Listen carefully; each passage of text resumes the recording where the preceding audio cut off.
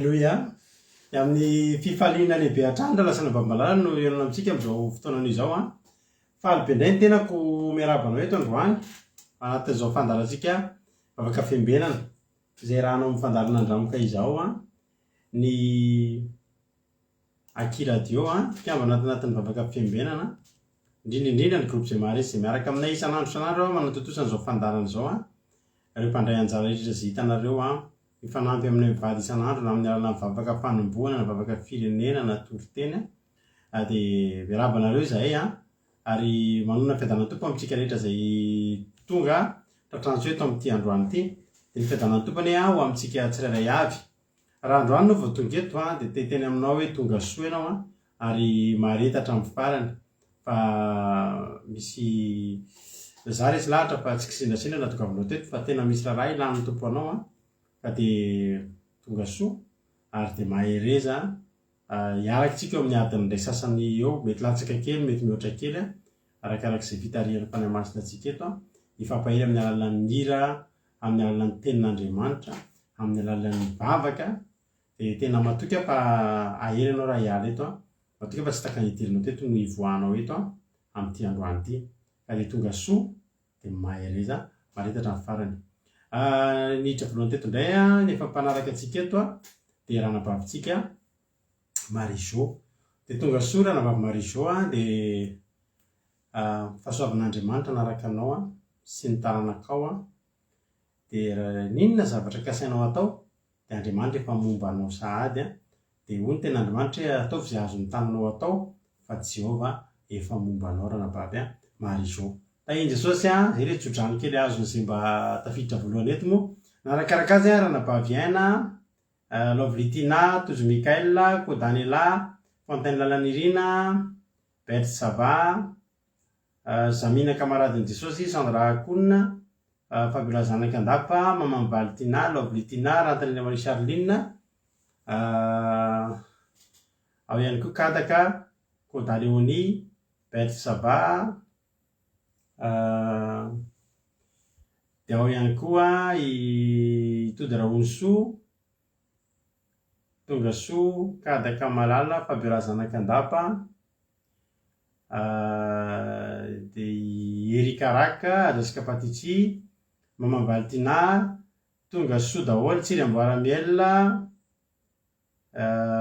Fahombiazana Fitahina Anitra Clarisy Tonga Soa Razana Monika Tonga Soa daholo isika rehetrarehetra Yama Andrina Suzelle Artisanat de Madagascar Ranabavy Tonga Soa daholo Versilina Mami Ferana Rakoto Macrine Olgaran'olo Soa Niaina Maheny Soa Man Nico bonsoir.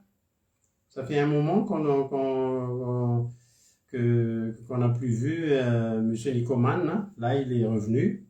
On est très ravis de vous voir parmi nous ce soir. Donc, restez jusqu'à la fin. Mapiuna, Melissa Madasava, Rodine Marie, Souameva, Aoyan Koa, Gigi Carla, Niana Mainsou, Sondolanirina, ao ihany koa Elise tonga soa Elise Yama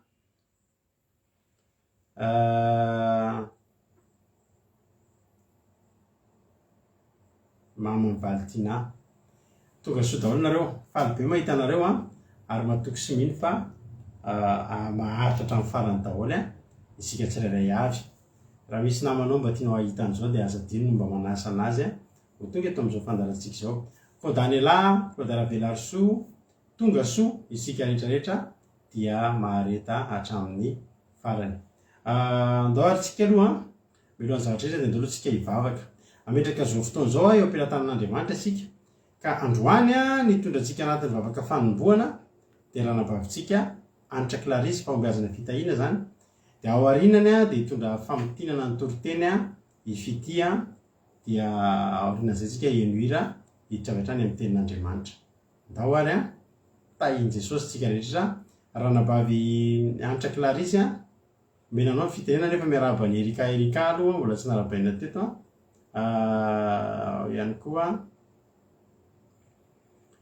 i Makri nefa narabaiko teo.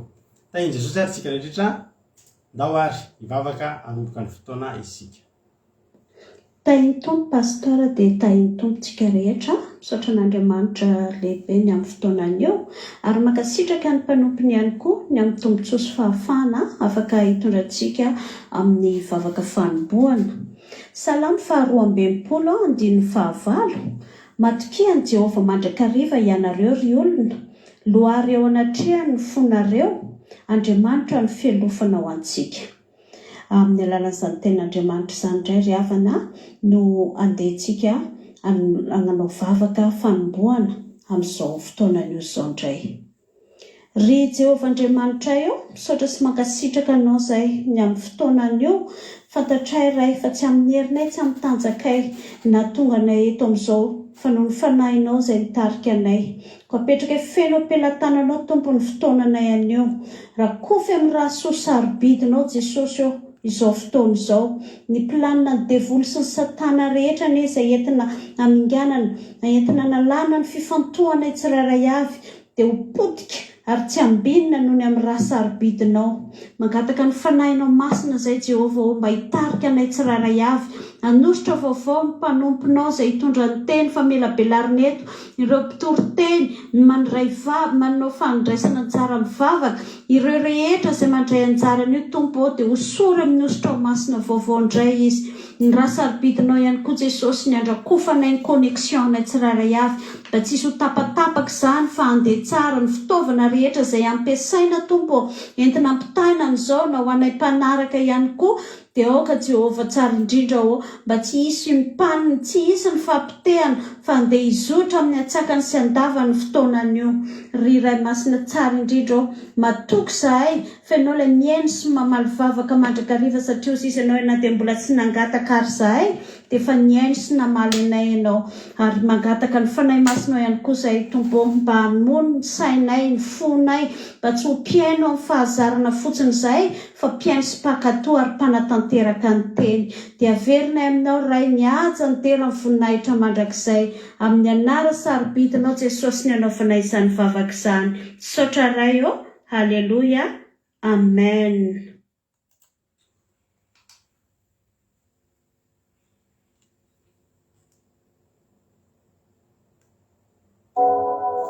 Que la paix de Dieu soit avec vous, frères et sœurs. C'est avec grand plaisir que je vous fais aujourd'hui le résumé en français du sermon du jeudi 28 avril 2022 qui nous a été partagé par notre sœur Souamiv. Le verset que nous allons lire se trouve dans Exode chapitre 15 versets 22 à 26. Exode chapitre 15 versets 22 à 26 au nom de Jésus. Moïse fit partir Israël de la mer Rouge. Ils prirent la direction du désert de Chour. Et après 3 journées de marche dans le désert, ils ne trouvèrent point d'eau. Ils arrivèrent à Mara, mais ils ne purent pas boire l'eau de Mara parce qu'elle était amère. C'est pourquoi ce lieu fut appelé Mara. Le peuple murmura contre Moïse en disant « Que boirons-nous » Moïse cria à l'Éternel, et l'Éternel lui indiqua un bois qu'il jeta dans l'eau, et l'eau devint douce. Ce fut là que l'Éternel donna au peuple des lois et des ordonnances, et ce fut là qu'il le mit à l'épreuve. Amen. Donc ici, les enfants d'Israël, ils venaient de traverser la mer Rouge, ils venaient d'être libérés. Donc après ça, Dieu les a conduits dans le désert de Chour. Chour, ça veut dire mur ou alors enclos. Donc ça veut dire que les enfants d'Israël, ils n'ont pas été emmenés dans un désert où il n'y a rien, mais ils ont été emmenés dans un désert où il y a un mur, où il y a un protecteur qui est Dieu. Alléluia. Donc ici, ils ont passé 3 jours dans le désert et ils avaient très très soif, mais ils n'arrivaient pas à trouver d'eau. Puis ensuite, ils sont arrivés à Mara, mais l'eau de Mara était très amère. Donc, même si les enfants d'Israël, ils avaient soif, ils n'arrivaient pas à boire l'eau parce que l'eau était amère. Donc, les enfants d'Israël, ils ont commencé à murmurer contre Moïse. Mais le but de Dieu pour les enfants d'Israël, ce n'était pas de les tuer. Toi aussi, si Dieu t'emmène dans le désert, ce n'est pas pour te tuer. Si tu es dans un désert, ce n'est pas pour que tu meurs, mais c'est pour que Dieu montre un miracle. Alléluia. Donc après, au verset 15, Moïse il a crié à Dieu et Dieu a montré à Moïse un bois que Dieu il a jeté dans l'eau de Mara. Donc après que Dieu a jeté le bois dans l'eau de Mara est devenue douce. Alléluia. L'eau ici qui était amère, ça représente nos vies à nous aussi, nos vies qui étaient amères. Le bois que Dieu il a jeté, ça représente la croix de Jésus. Donc si toi, ta vie, elle est encore amère alors que tu pries déjà, ça veut dire que tu n'as pas encore accepté de porter la croix de Jésus. Mais Jésus, lui, il a souffert justement pour que tu arrêtes d'avoir une vie amère, pour que tu aies une vie douce. Donc reçois ce bois que Dieu il a jeté pour toi. Alléluia. Donc Dieu il a emmené les enfants d'Israël dans le désert de Chour pour un but. Comme on l'a dit tout à l'heure, Chour ça veut dire enclos. Donc Dieu a fait rentrer les enfants d'Israël dans un enclos. Alléluia. Et ce n'est pas un enclos qui est trop étroit. Paul il a dit, nous sommes pressés de toute manière, mais non réduits à l'extrémité. Dans la détresse, mais non dans le désespoir. Persécutés, mais non abandonnés. Abattus, mais non perdus. Alléluia. Donc Paul il dit bien ici que l'enclos qui l'entoure, ce n'est pas étroit pour lui. Et en plus il dit, nous sommes dans la détresse mais non dans le désespoir, persécutés mais non abandonnés, etc. Tout ça pourquoi? Tout ça parce que il y a l'enclos qui nous entoure. Et cet enclos-là, en fait, ça nous protège. Alléluia. Et cet enclos, ce mur qui nous protège, c'est les lois de Dieu. Donc si quelqu'un arrive dans les lois de Dieu, cette personne rentre dans l'enclos de Dieu. Et donc cette personne ne va pas mourir parce qu'elle est protégée à partir de ce moment-là par un enclos. Alléluia. Puis on va lire Exode chapitre 15 verset 26 au nom de Jésus. Il dit, si tu écoutes attentivement à la voix de l'Éternel ton Dieu, si tu fais ce qui est droit à ses yeux, si tu prêtes l'oreille à ses commandements, et si tu observes toutes ses lois, je ne te frapperai d'aucune des maladies dont j'ai frappé les Égyptiens, car je suis l'Éternel qui te guérit. Amen. Alléluia. Dieu il a dit ici qu'il guérira les enfants d'Israël des maladies qu'ont subi les Égyptiens. Mais ces maladies, en fait, c'est quoi? On va répondre à cette question dans Deutéronome chapitre 28 verset 27. Deutéronome chapitre 28 verset 27 au nom de Jésus. L'Éternel te frappera de l'ulcère d'Égypte, d'hémorroïdes, de gale et de teigne dont tu ne pourras guérir. Amen. Toutes ces maladies, c'est des maladies horribles. L'ulcère, les hémorroïdes, la gale, le teigne. Le teigne, c'est quand tu as la peau qui gratte sans cesse. Et donc, si les enfants d'Israël ils sont frappés par ces maladies-là, ils ne pourront pas combattre leurs ennemis.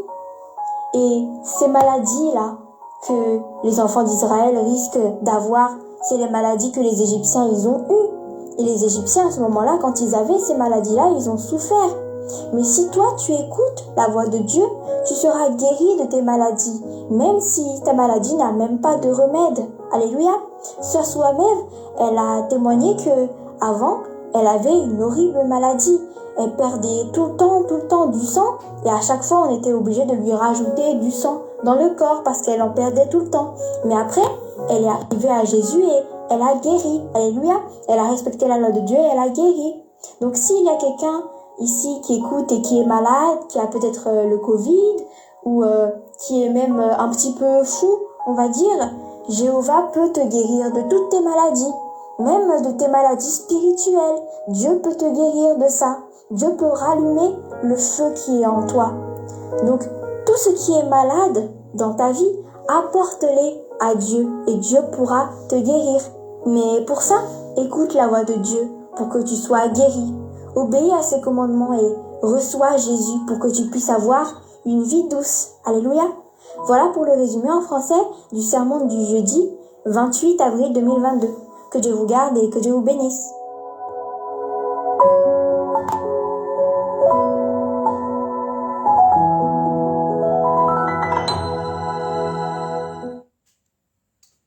alleloia isaorantsika n'andriamanitra izany asa nanomboana ny fotoanantsika roany misaotra betsaka andranabavarantany fambiazana fitahina antra Clarisy tamin'ny babaka matsiro be nanomboana ny fotoana ny azy miaraka amin'ny tenin'andriamanitra foana moa dia andriamanitra manankarem-pahasoavana ny amaly fitianao ranabavy antra Clarisy dia mitombo fahasoavana mitombositra dia ho ampiasain'andriamanitra trany anenao dia valim-pity ao amin'andriamanitra alleloia dia mahereza torak'izany koa fity misaotrany amin'ny famotinana amin'ny teny frantsay fa tena ilaina ary anisan'ny zavatra ngezabe eto amin'ny fandaharantsika mihitsy ny zavatra izay ataonao satria betsaka ny olona tsy mahazo ny zavatra izay tenentsika eto dia amin'ny alalan'ny famotinanao dia lasa azon'ny olona ny zavatra tenentsika dia misy fotoana ny mpiara-miasa amintsika vazaha na ny havatsika mety tsy mahiteny frantsay na ny zanakareo tsy mahiteny malagasy dia mba maheno zavatra izay tenentsika mafantatra ny amin'ny filazantsara ka misaotra betsaka fity dia andriamanitra koa ny amaly fitianao dia mitombositra dia mitombo fahasoavana misaotra nareo rehetra koa izay mankasitraka azy ireo satria mampahery azy ireo foana ny fankasitrahana izay ataonareo dia tahiny Jesosy isika rehetra alohantsika hienohira ao anatin'ny tiritirana maka toerana tsara dia maka baiboly fa eny tenin'andriamanitra araka amin'ny ranabavitsika loavolitsika rehefa avy eo ao aorianan'ity iray ity dia andao ary araka amin'ny mampionantsika ao anatin'ny tety ve lera kely indritsika tsy nahaino amin'ny mampiona andao ary mino finaritra daholo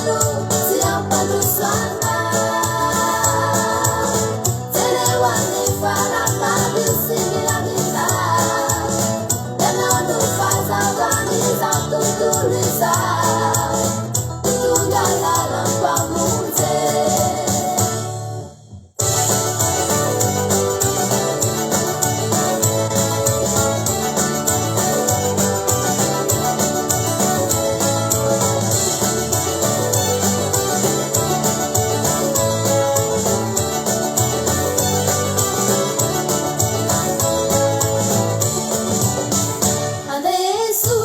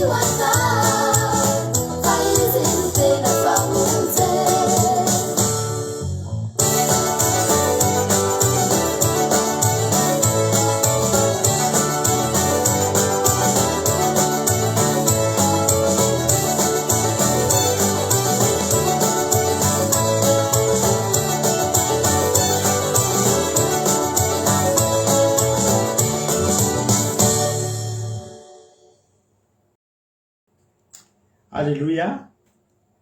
Isaorantsika an'Andriamanitra zany iry zany a.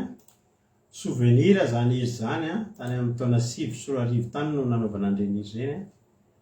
Isaorantsika an'Andriamanitra nafahana nanao an'izany. Tahiny tompoko any mampionina sy ny zavakanto izay entiny mampionina. Alleloia. Hiditra amin'ny ten'Andriamanitra ary tsika. Lazaina amintsika eto amin'ny herinandro any ho any amin'ny manodidididina ny 20 ny volana May any tsika dia tsy maintsy hanao fifadikanina isika iomanantsika amin'ny Pentecoste. Ny Pentecoste tsika amin'ity dia tahaka ny Pasika teo ihany ho tanterahana tao tokantranonay fa izao ny zavatra miova no ny fandaminana dia tsy live ny Pentecoste tsika fa ao anaty Zoom isika no manao Pentecoste ka mazava azy groupe izay maharesy dia efa ao anatin'izay manateraka Pentecoste anaty Zoom zay. Moa ianareo ihany koa izay maniry mba hanatrika zany Pentecoste zany dia tadidio zany fa tsisy live hitanareo eto amin'ny lahadin'ny Pentecoste io lahady io satria ny lahady 5 juin mantsy no hoe ataontsika fa izay ny Pentecoste fa dia ao anaty Zoom ka ianareo izay te hanatrika Pentecoste miaraka amin'ny fandarina andramoka izao dia tonga isika dia hanao ino izy ty ao anatin'ny Zoom isika no hanatanteraka ny Pentecoste ho dia zao nareo zany dia efa manomboka mampiditra Zoom ao anatin'ny telefônina anareo fa sur Zoom ny Pentecoste ny fandarina andramoka izao amin'ny tia taona ity. Zay ny filazana dia rehefa vita ny filazana moa zany dia hiditra avy hatrany amin'ny ten'Andriamanitra amin'izay isika izay hoentin'ny anapavintsika Lovely Tina. Dia mino fa azo hery ianao dia mino finaritra ary tsika tsirairay avy ao anatin'izany ten'Andriamanitra izay hoentiny zany. Dia aza taitra tampoka ianao fa izy ianao rehefa mitoroteny to dia ohatrany manaitra tampoka izay ny toroteny ranapavintsika Lovely ny fiarabany tonga dia ohatrany taitra tampoka ianao ndao ary mino finaritra tahiny tompo ranabavy Lovely hanao ny fitenenana. Manona fiadanan'i Jesosy ho amin'ny pastera sy ny ankonanao dia tononoko amintsika tsirairay avy izay manaraka n'izao fandarana vavaka fiambenana zao ihany koa ny fiadanan'i Jesosy Kristy anapaka amin'ny tokantranontsika tsirairay avy. Dia amin'ny fofeny fifaliana indray moa ry havana malala no hitondrako indray teny fankahirezana ho antsika amin'ity alina ity dia izany teny izany moa dia hitantsika indrindra ao amin'ny Korintianina voalohany 7:7. Korintianina voalohany 7:7 dia rehefa samy niarana hiditsika dia vakitsika amin'ny anaran'i Jesosy ny tenin'Andriamanitra izay mivaky toy izao hoe aoka ny lahy anao izay mety atao amin'ny vady ary mba toy izany koa ny vavy amin'ny lahy. Amen. Izany tenin'Andriamanitra fohy dia fohy izany moa ry havana nefa tena hoe manan-danja, tena manan-danja tokoa eo amin'ny ivon'ny tokantrano indrindrandrindra amin'ny fiarahan'ny lahy sy ny vavy izany tenin'Andriamanitra izany dia izany no ifankahirezantsika eto amin'ity anio ity. Dia natao ho antsika rehetra moa izy ity indrindrandrindra antsika izay manana tokantrano na hoe ho antsika rehetra izay vao mikasa hanorina tokantrano. Dia ny soramandry ery ambony moa raha vakitsika dia toy izao hoe ny amin'ny fanambadiana. Dia rehefa ny fanambadiana moa ny resana dia mazava ho azy hoe resaka tokantrano izay ny resana. Dia fantatsika tsara moa ry havana fa ny tokantrano tsisy firaisan-kina mpivady na firaisan-tsaina mpivady, ny tokantrano tsy hanjakany fitiavana dia matetika ry havana malala misy korontanao zay, matetika misy ady ao, matetika misy fampirafesanao zay dia matetika misy hoe faharavana tokantrano, misy fanaitsakitsahana tokantrano. Dia manjaka ao ny filan'ny nofo, manjaka ao ny tsy fifanajana, manjaka sy miasa ao ny satana. Fa fa ny tokantrano izay tena hoe anjaka ny fitiavana kosa ry havana dia ao hitantsika ao ny fifanajana, misy fitondran-tena tsara ao satria anjakan'ilay Andriamanitra fototra izay orenan'izany tokantrano izany. Dia tokantrano moa fantatsika tsara fa rehefa hoe anjakan'i Jesosy dia mivoaka mpandresy foana. Amen. Dia ninona ry havana ny olana lalovan'ny tokantrano manana an'Andriamanitra izay fantatsika hoe fototra n'izany tokantrano izany dia mahita fiadanana, mahita vahaolana foana ao amin'i Jesosy. Dia amin'izao fotoana izao ry havana, ninona no mampalahelo fa be da be ny tokantrano rava, be da be ny tokantrano mikorotana, tokantrano tsy maharitra araka mivoady efa matimatesana ny fanaovana teny amin'ny altara, fa lasa misy ny fisaraha-panambadiana, misy ny fisitahan'ny lana, ny fisitahan'ny vavy. Dia ao koa ny ahitana ny lana, ny vavy mampirafy mitady fifaliana any ivelan'ny tokantrano any. Noho n'inona matetika ny olana izay mandalo ao tokantrano tsy voavaha, noho ny filandratsy ny nofotsotra izao ihany koa, noho ny satana izay manjaka ao amin'izany tokantrano izany. Dia ny vahaolana hita mivavina, ny hita ny lafa mety ry havana dia any ivelan'ny tokantrano any dia tena mampalahelo. Any no miezaka mila hevitra mitady fifaliana amin'ny namana na amin'ny fiarahamonina na amin'ny fianakaviana, tsy haiko, any ivelan'ny tokantrano fa tsy hoe ao anatin'ny tokantrano mitady vahaolana na hoe mitady vahaolana ao amin'Andriamanitra. Any ivelany any. Dia nefa tsarovy ry havana malala fa tsy hahavitanao velively hoe hamamy olanao ny any ivelany any amin'ny ivelan'ny tokantranonao any. Mety hoe havita ihany indray mandeha ny indroa fa tsy isan'andro vaky izao havitanao ny olona any ivelan'ny tokantranonao. Dia anjarantsika misaitsaina an'izany ry havana. Nefa araka ny tenin'Andriamanitra hoe mivakintsika teo dia hoe aoka hozy izy ny lahy aminao izay mety atao amin'ny vavy mba dia mba toy izany ihany koa ny lahy, ny vavy amin'ny lahy. Izany hoe misy fitiany famaly ao ry havana. Ilaina ny fifanajana ao anatin'io tokantrano io, ilaina ny fifandeferana, ny fifampiresahana, ny firaisan-tsain'ny mpivady.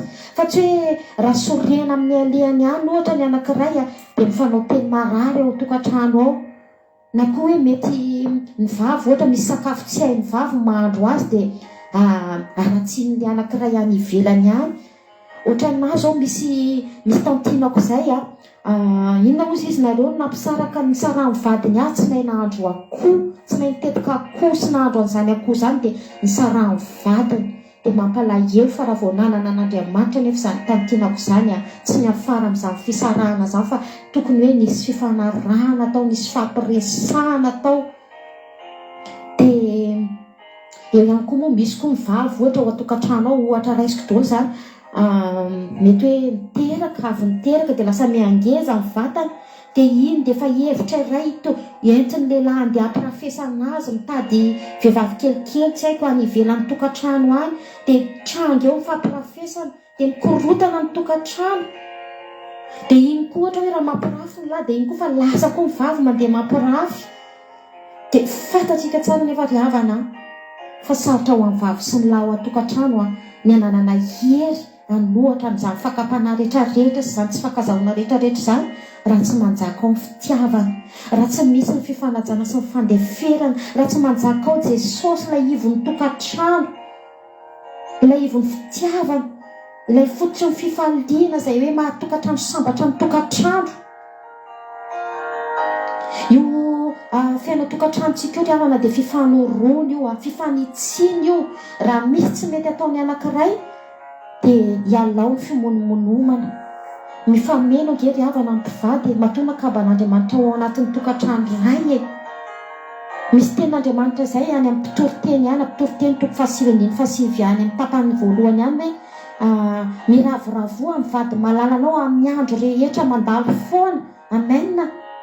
Ahoana ozy izy miravoravoa ozy izy fa tsy hoe mifandirana, misarahana, na mampirafesana, mitondra tena ratsy rehefa vao misy olana mandalo sedraina ao amin'io tokantrano io. Fa ninona olana lalovanao dia rahana mitady vahaolana izany. Atao izay falifaliany ankohonanao ry havana fa tsy hoe any ivelan'ny tokantrano any ianao hitady fifaliana. izy osy ianao ry havana dia manana didy lehibe mitondra ny tokantranonao io mba ho voavonjy mba ho vonjen'Andriamanitra. Mandalo foana hozy izy ny tenin'Andriamanitra izao fiainana izao. Mandalo ity fiainana iza feno faratsiana ity fa ianao mitombo io taonanao io tsy hoe mijanona hoe 70 taona ianao na 70 taona na tsy haiko firy taona ianao zao fa mitombo foana io taonanao io dia aza lanina amin'ity fiainana mandalo an'izao tontolo izao ity ry havana izay feno faratsiana ity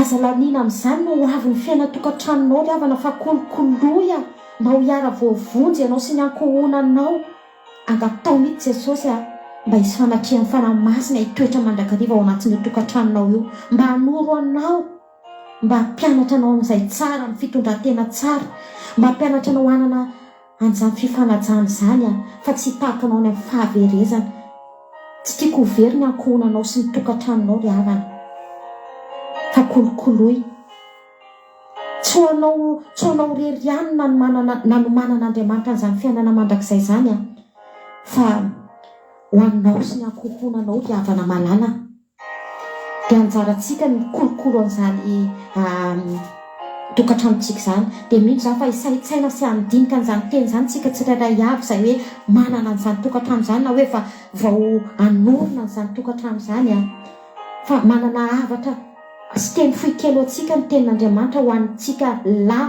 dia ho antsika ihany koa vavy any amin'ny Petera voalohany any toko 7:1 dia any amin'ny Petera voalohany ihany koa toko 7:7 ho an'ny lahy sy ho an'ny vavy izy ity ho antsika izay manana tokantrano dia ozy ny tenin'Andriamanitra amin'ny 2 amin'ny Petera voalohany toko 7 teo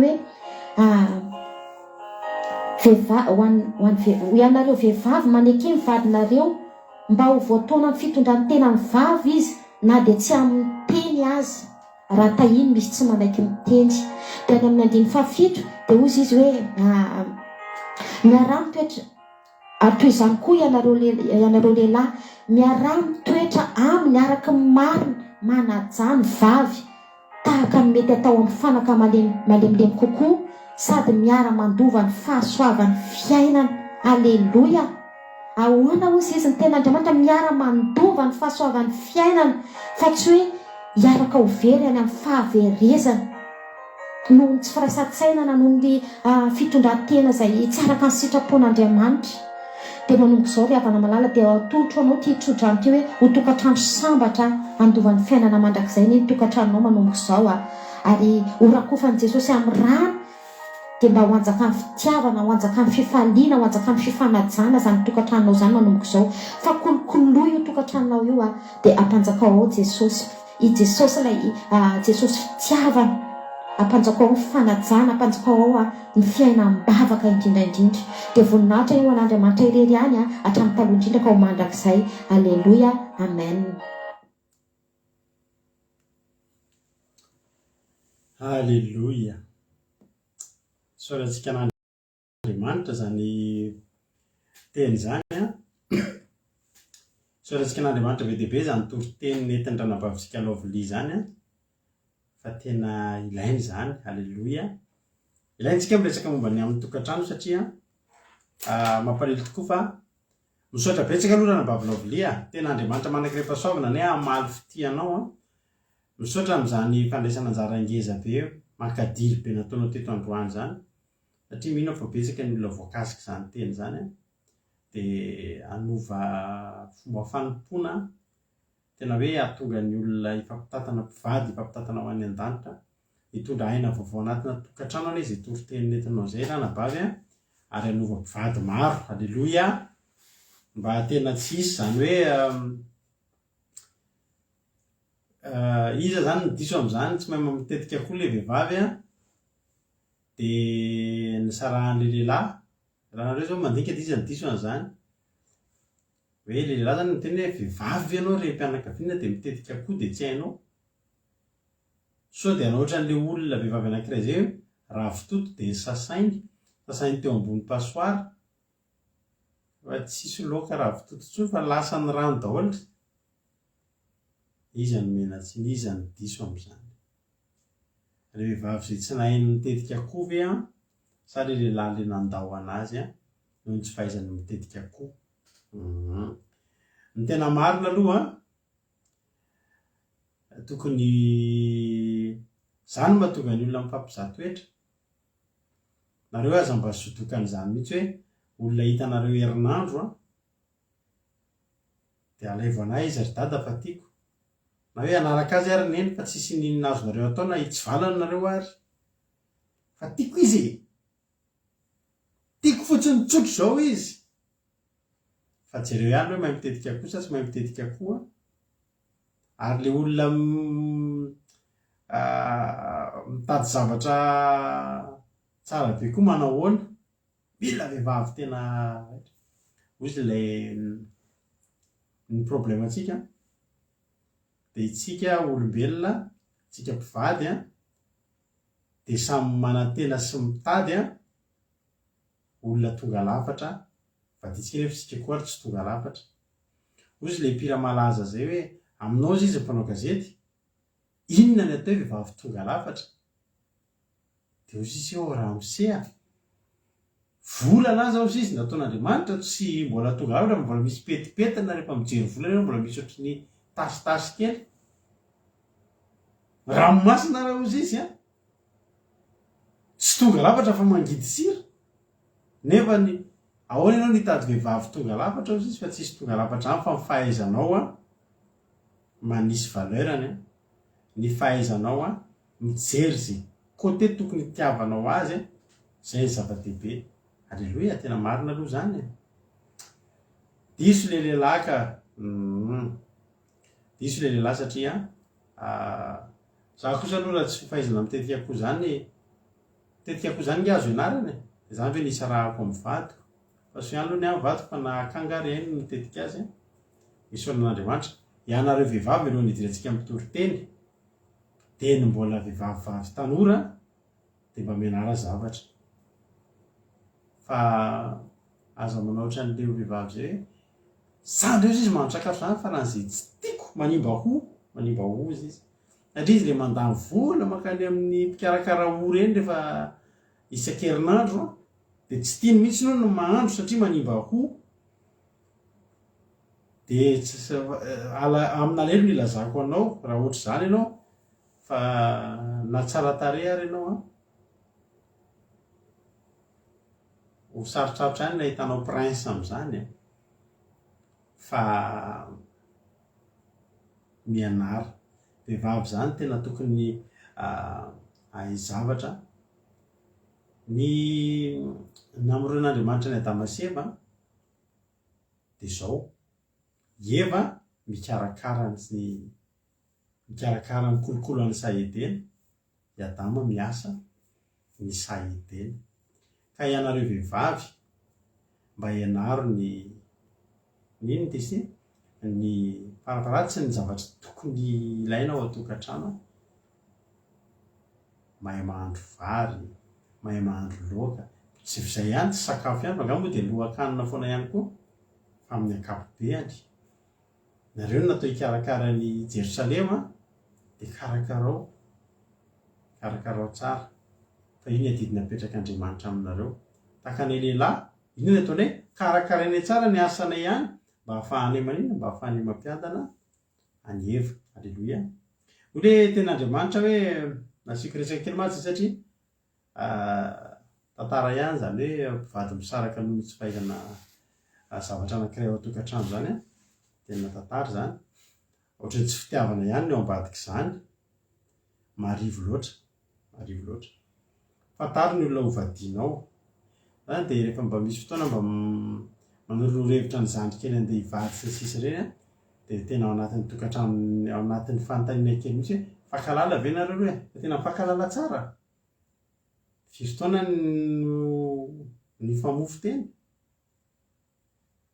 fa raha mbola mamboly an'izany mbola tsy ampy fankalalanao aman'olona rehefa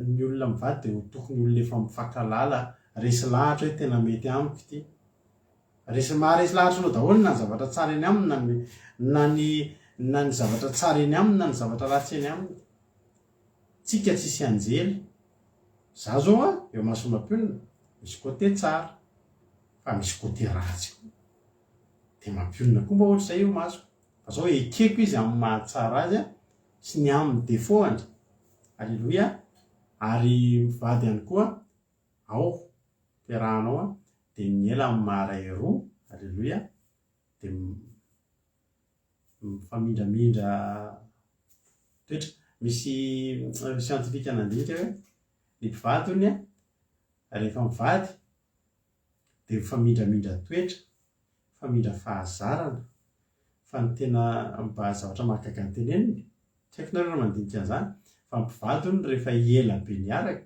de na ny tarehany ary manomboka lasa mitovy za aloha tsy mino an'izany ohatra ny sarotra amiko iny hoe nioroko ty ho lasa ohatry ny orony mampionana ny orony mampionana ho tonga lasa ohatry ny oroko zay io zany mba fanidiniany an'le izy alleloia hoy ny tenin'Andriamanitra Korintianina voalohany toko 7 andiny 7 aoka ny lahy anao zay mety atao amin'ny vavy ary mba toy izany koa ny vavy amin'ny lahy toizako kely ary ny anahy andiny 7 ny vavy tsy manam-pahefana amin'ny tenany fa ny lahy ary mba toy izany koa ny lahy tsy manam-pahefana amin'ny tenany fa ny vavy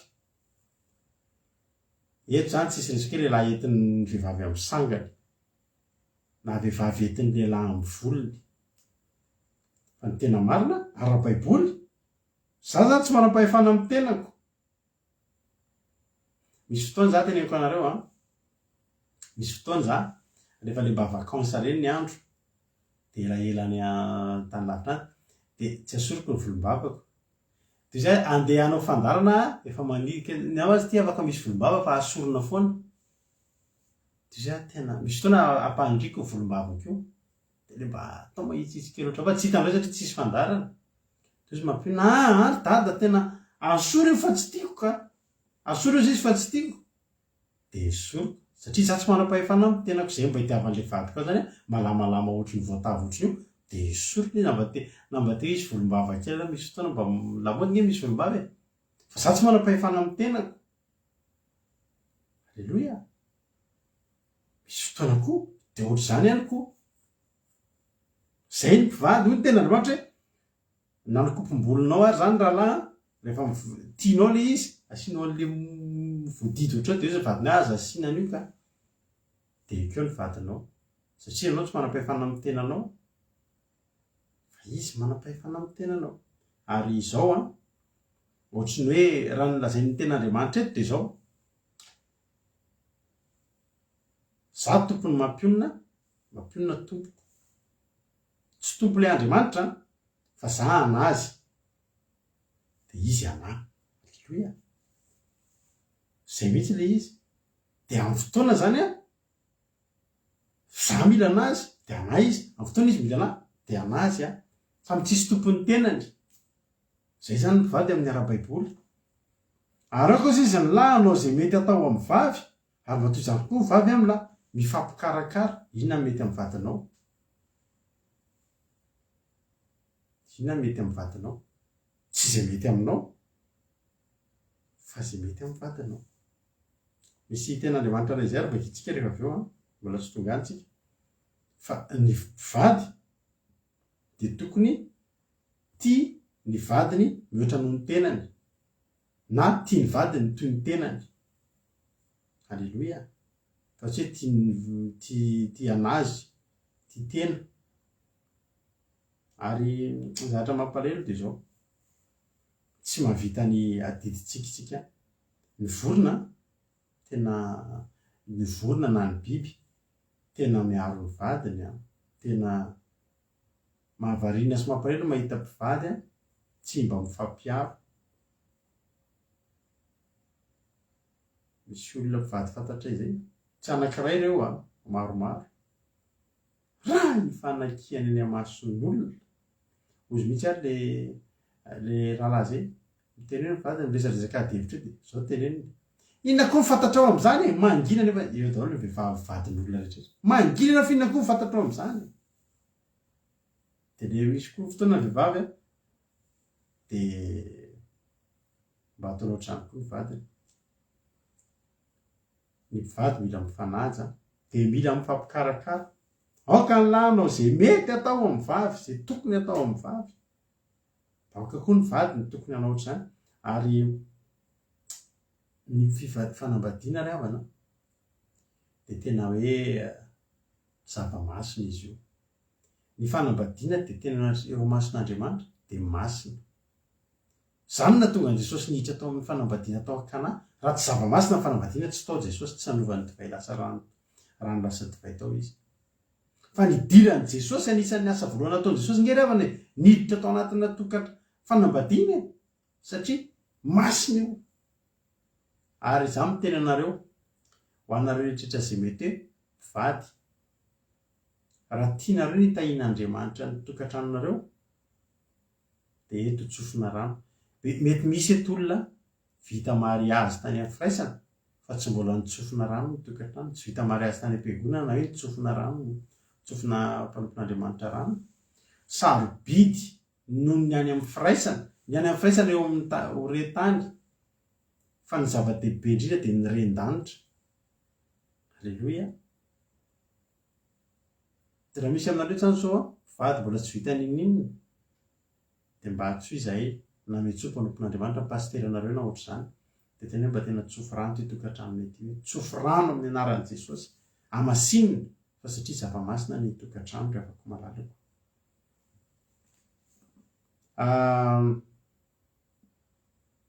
Aoka ny lahy hanao izay mety atao amin'ny vavy, ary mba toy izany koa vavy amin'ny lahy mifampikarakara, mifanompo. Alleluia. Mialohan'ny hijery izay zavatra mety aminao dia jereo inona ny mety amin'ny vadika. Alleluia. Mahafinaritra izany. Ary ity foana ny zavatra fahadisoana indraindray. Betsaka ny olona mieritreritra hoe rehefa mivady manambady ny lehilahy dia lasa manana mpanampy, ohatry ny mpanampy. Dia mahavariana foana mahita lehilahy hoe ao an-tokantrano ao feno raharaha tokony atao dia izy mamaky gazety eny ambony kanape. Ny ankizy nefa ny firy, tomany ny ankizy izy mamaky gazety. Maloto ny vilia izy manao jeu. Tsy mety. Ary misy lesoka mihitsiny eo amin'ny tokantrano, ary tsika malagasy dia anisan'ny tratran'izay zavatra izay. Mety misy ny lehilahy mieritreritra rehefa manambady dia vitatra hoe ny anona fa efa misy vady io fa izaho miteny anareo tsy nahazo mpanampy akory ianao fa nahazo vady, nahazo namana akaiky. Dia matoky sy tahaka izany koa raha vehivavy, tsy hoe nahazo leboto nareo mpanao raharaha fa nahazo vady mpiara-miazakazaka. Alleluia. Mila hifanampiana. Raha manoro hevitra anareo tsika lehilahy mihitsy,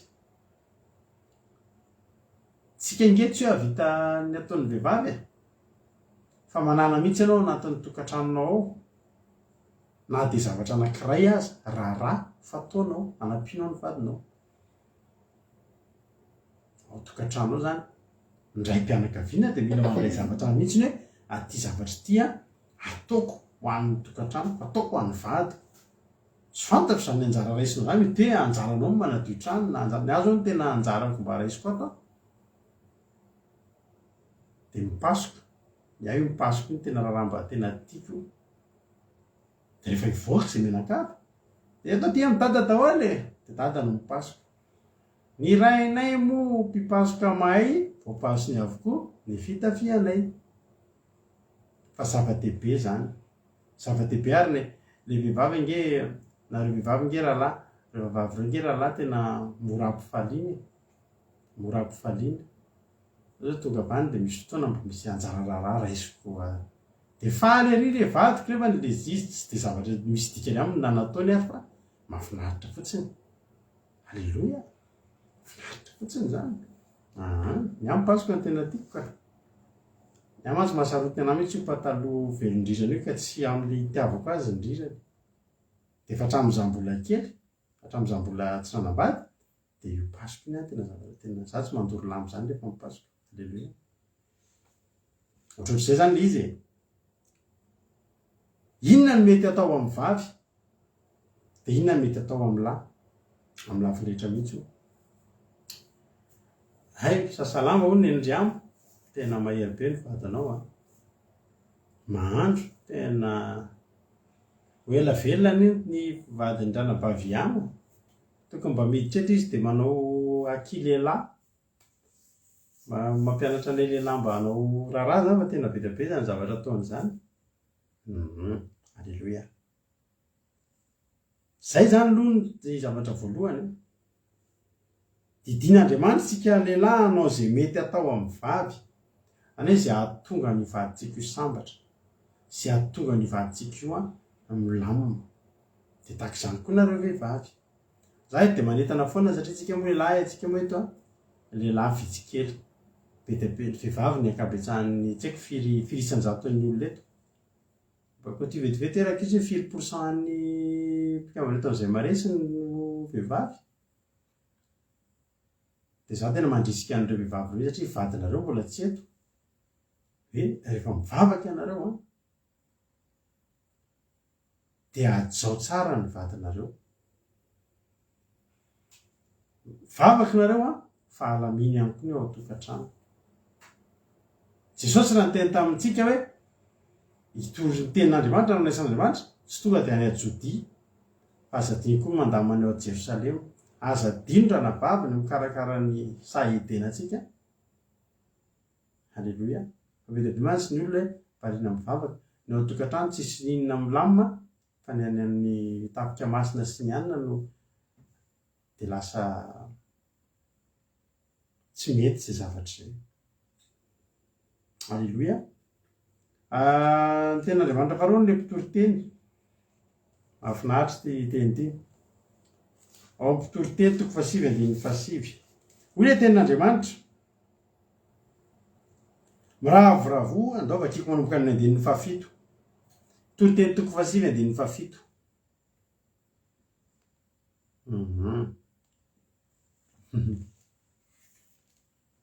Alleluia. Mpitory-teny 8:7. Mandehana hano amin'ny fifaliana ny haninao ary sotroy amin'ny fofalifaly ny divay anao. Efa nakasitrahan'Andriamanitra ela ny asanao. Akao fotsy mandrakariva amin'ny fitafianao ary rehefa tsy ho diso menaka ny lohanao. Zany ny tiana tenina amin'izany dia zao oka nampahamasinana foana isika amin'izay rehetra ataontsika. Alleluia. 9:7. Miravoravoa amin'ny vady malalanao amin'ny andronao rehetra mandalo foana izay efa nomeny anao aty ambanin'ny masoandro dia ny andro rehetra mandalo foana. Fa izany no nanjaranao amin'ny andro iainanao sy amin'ny fisasarana izay sasaranao ety ambanin'ny masoandro. Alleluia. Maninona hony? Miravoravoa. Io tokantranontsika io dia tokony ho sa mahafinaritra io. Alleluia. Isika zany tokony tsika indrindra tsika kristianina tsika tsy afaka makaiza zany tsika tsy afaka misolosolo vady zany, tsika tsy afaka hoe manao fiainana zany hoe tsy dia mety ny ady dia andeha ho ary. Fa ny tokantranontsika tokony ho sa mahafinaritra. Tokony ho sa mahafinaritra. Ny raim-pianakaviana, ny renim-pianakaviana tokony ho sambatra zany mandeha mody zany. Vita ny asa. Saotra Jesosy, vita ny asa. Andeha mody aingana. Ny ara misy zavatra fifaliako. Dia vita ny asa koa. Dia tsy misy SMS mampindra toka hoe mpitondrana zao fa mbola hiviry fa tonga dia hody aty amin'ny zareo. Tena tonga tokantrano. Mahafinaritra. Mahatamana. Ary zao io vadinao io iravoravo io. Alleluia.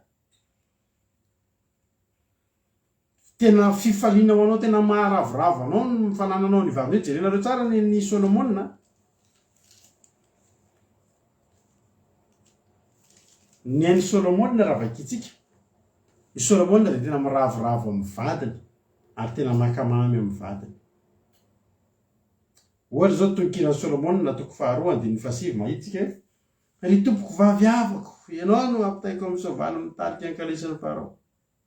Ny azy zany mijery ny vadiny io izy dia zava-maharavoravo azy io fa tsy hoe fahasorenao azy hoe te ity indray.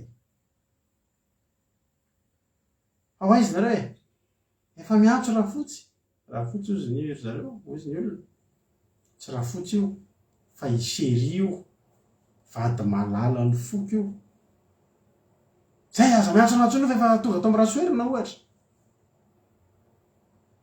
mahatahotra izy mody ao mivady nisy rahalahy zay mivaditra tomobile dia nisy rahalahy zay ianareo vehivavy a tokony ale mifanahy amin'ny vadinareo tokony hoe miditra ao an-trano ny vadinareo dia tena ravoravo mahita anareo fa tsy miaraka misotro be nareo miambina ny vadinareo nisy rahalahy zay a misaotra andralatojo 9% zany ny lehilahy mo 90% vehivavy zay mihitsy makasitraka rahalatojo izy moa dia mahay matematika izy a dia isaorantsika an'Andriamanitra zany miaraka amin'ny virgule mihitsy ny azy zavatra neny zao mahafinaritra zao fiantsoko ny mampionina neny fiantsony anahy dada oka ho tena hoe iravoravonao ny vadinao zava mahafinaritra anao zany hoe ahita ny vadinao zany fifaliana ho anao neny Solomona moa dia tena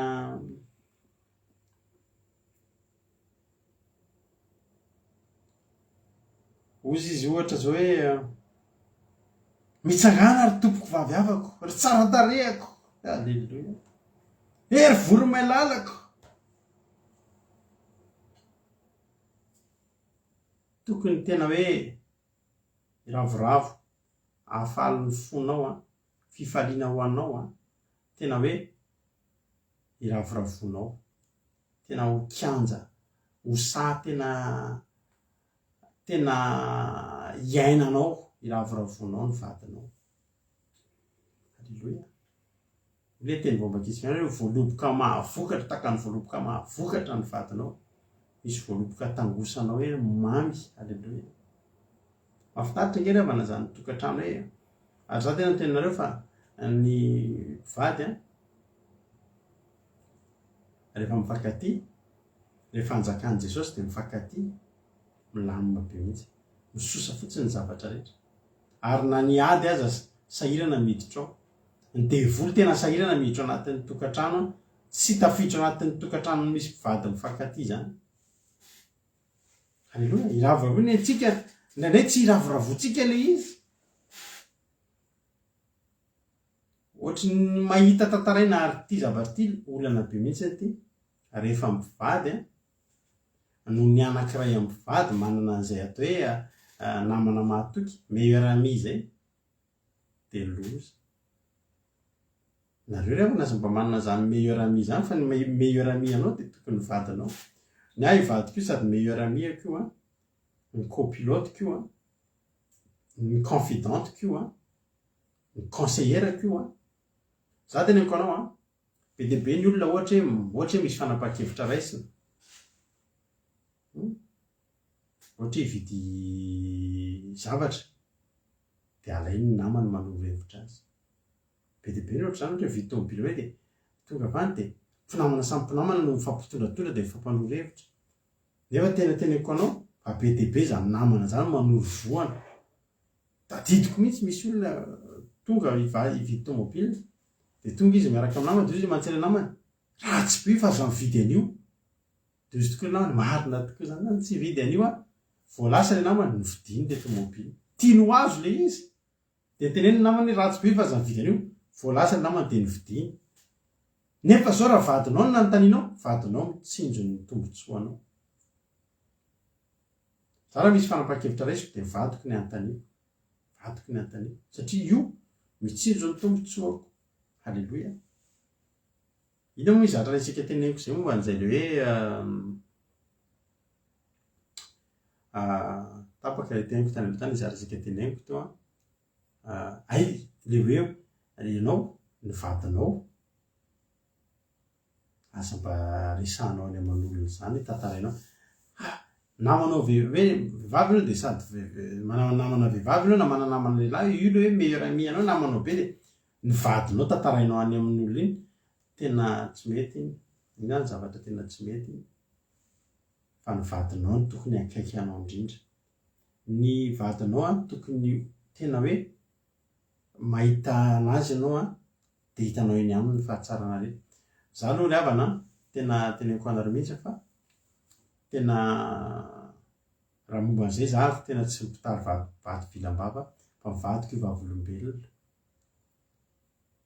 fa tena ny ay ravoravoako ny vadiko ary tena tsisy zavatra mahaory ana ohatra zany hoe ivadiko io maharary na misy mahazo an'izy io.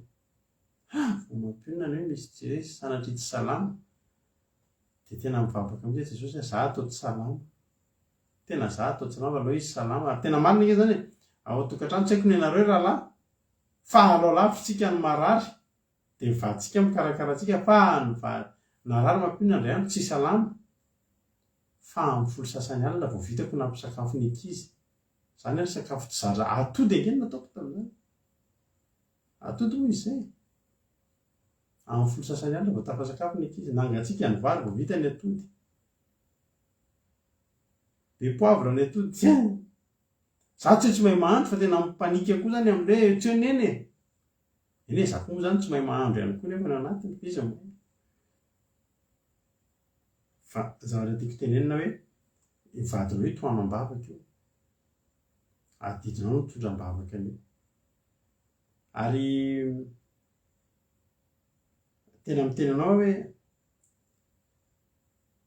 aza mijery zavatra tsara ianao fa eo anoloanao misy zavatra tsara nomen'Andriamanitra anao.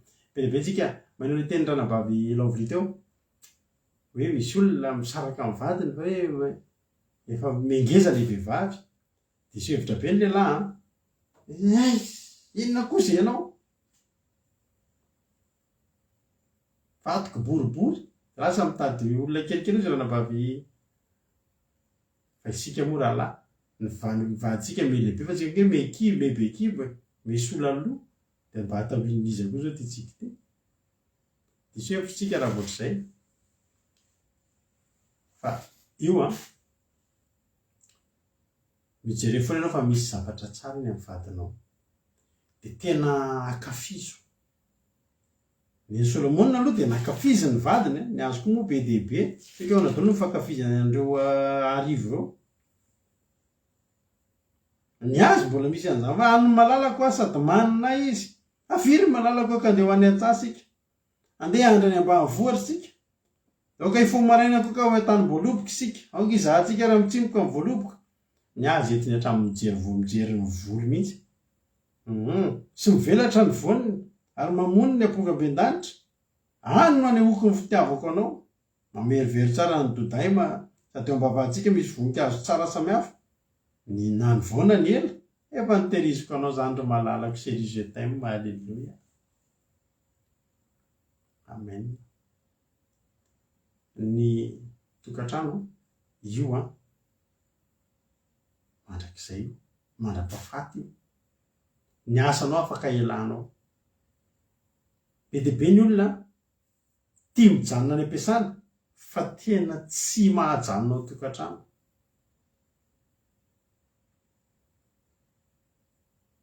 Tsy mba ravoravo amin'ny vadinao ianao.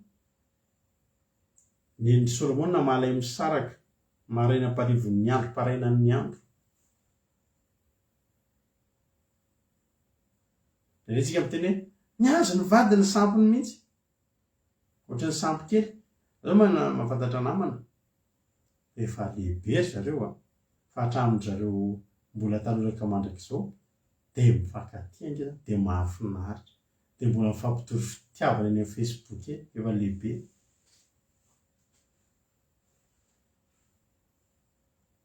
Ny ten'Andriamanitra hoe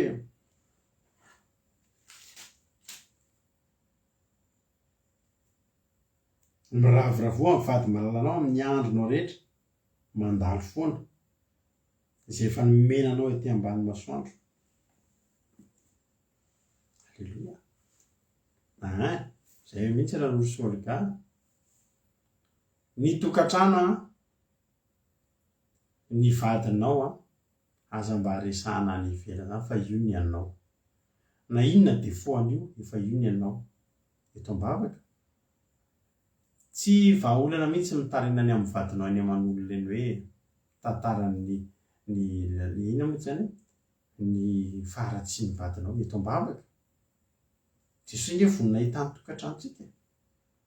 Raha misy zavatra ka tsy vitany fifampiresahana, tsy miova ny vadinao amin'ny zavatra anankiray angatanao, eto amin'i Jesosy. Fa inona ny zavatra voovan'i Jesosy ry havana? Rano ary vitany lasa divay. Fo vaovao ka omeny ny vadinao. Halleluja.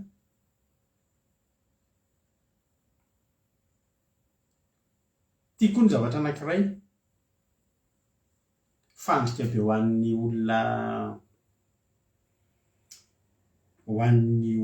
antsika mpivavaka ity zavatra ity, ka mahatonga vakitsika ilay tenin'Andriamanitra nivakindrana bavintsika teo.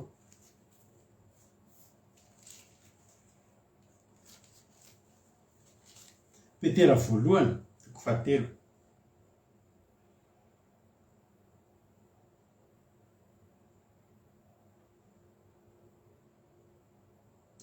Mbola tsika reo mbola tsy nivakitsika io ny farapaly nivakitsika ao amin'ny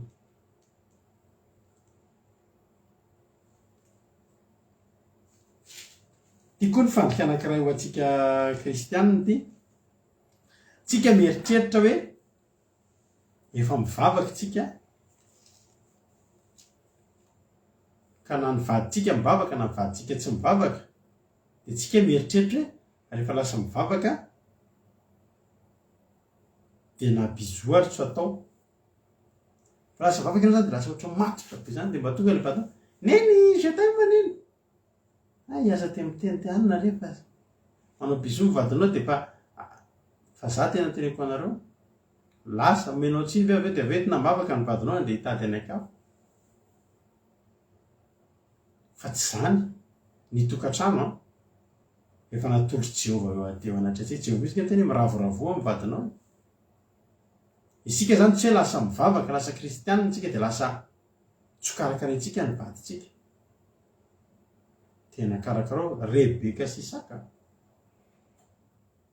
mpanompon'Andriamanitra, patriarika zany,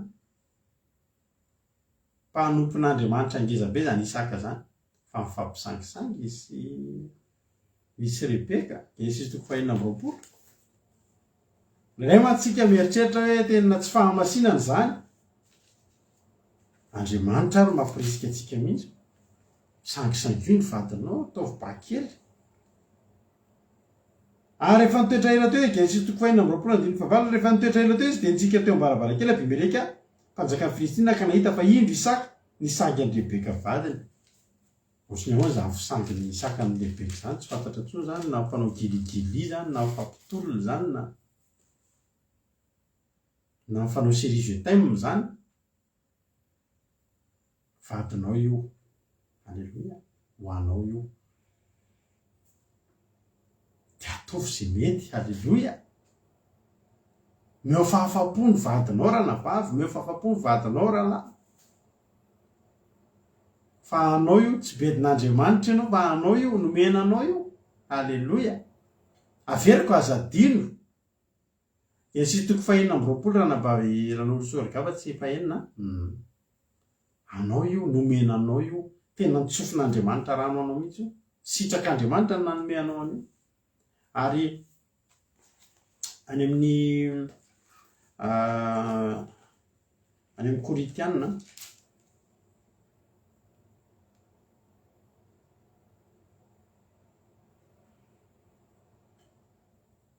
dia vakitsika mihitsy ty afatry Paoly ty. Korintianina 1:7, ny amin'ny fanambadiana. Ny amin'ny zavatra nosoratanareo dia tsara ny lehilahy raha tsy mikasy behivavy akory. Izay zany mba torohevitry Paoly aloha tamin'ny voalohany, satria Paoly dia tsy nanambady. Paoly dia tsy nikasy behivavy intsony. 9 nefa noho ny fijangajangana dia aoka ny lehilahy rehetra samy anana ny vadiny, ary eka koa vehivavy rehetra samy anana ny vadiny avy. Satria efa ao anatin'ny natiorantsika ny lehilahy mila vehivavy ary ny vehivavy mila lehilahy. Ary aoka ny lahy anao izay mety atao amin'ny vavy, ny vakitsika teo, ary koa vavy amin'ny anao izany tamin'ny lahy.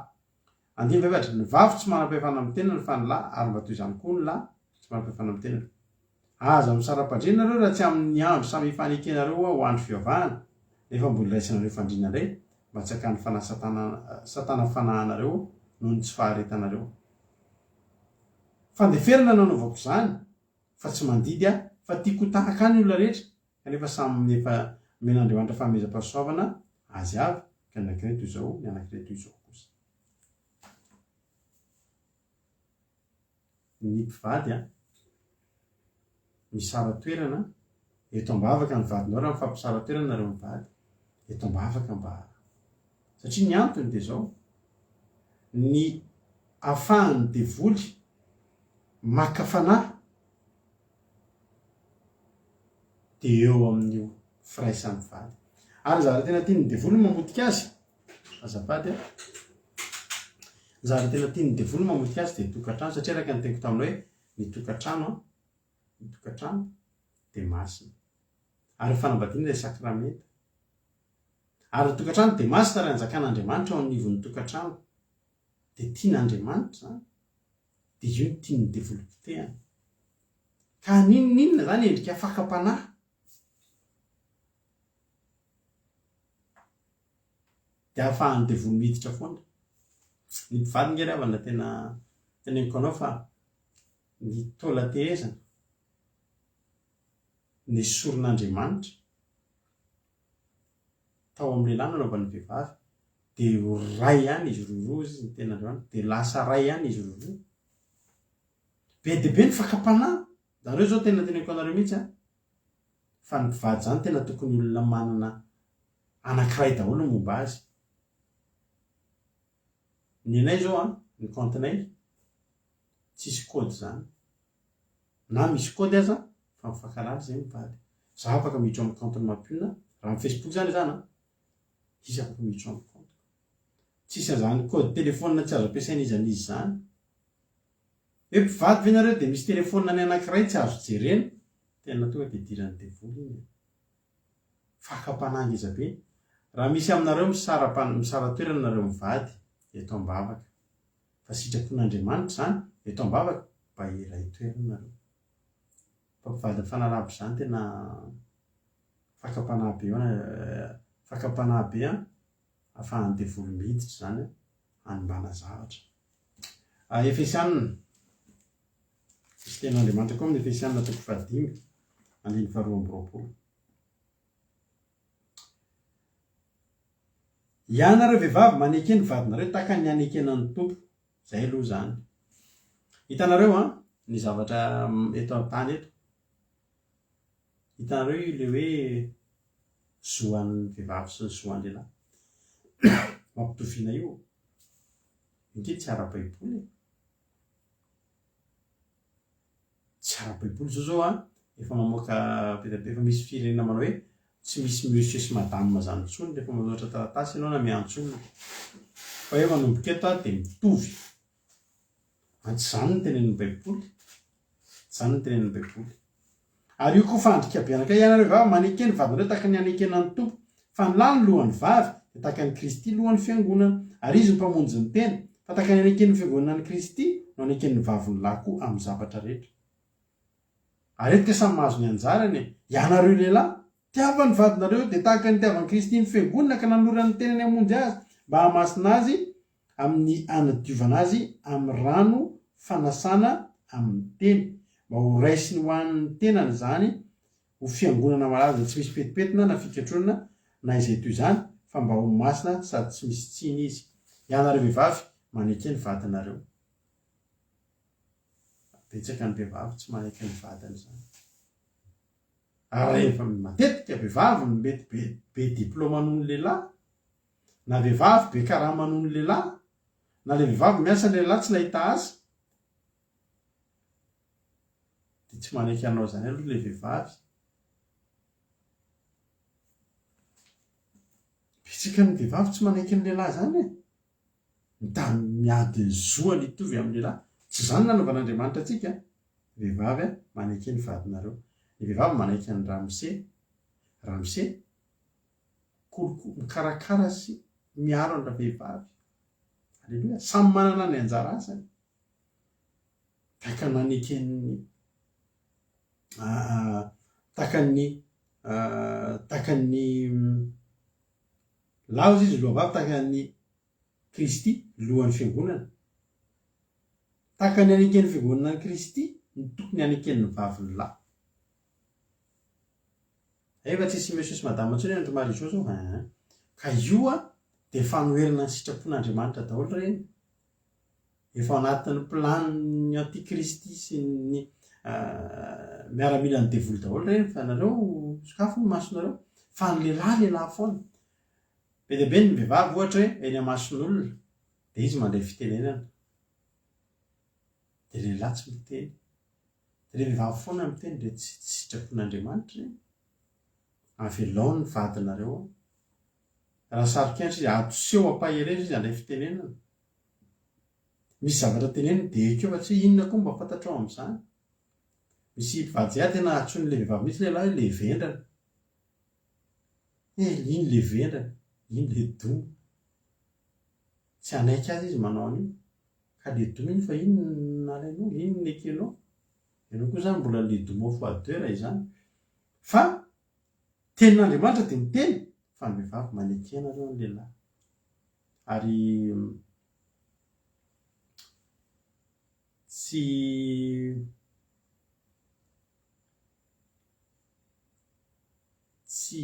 inona moa tsy ho apetrak'Andriamanitra hitovy amin'ny lehilahy mihitsy ny arara vehivavy satria izay nefa nanaovan'Andriamanitra azy.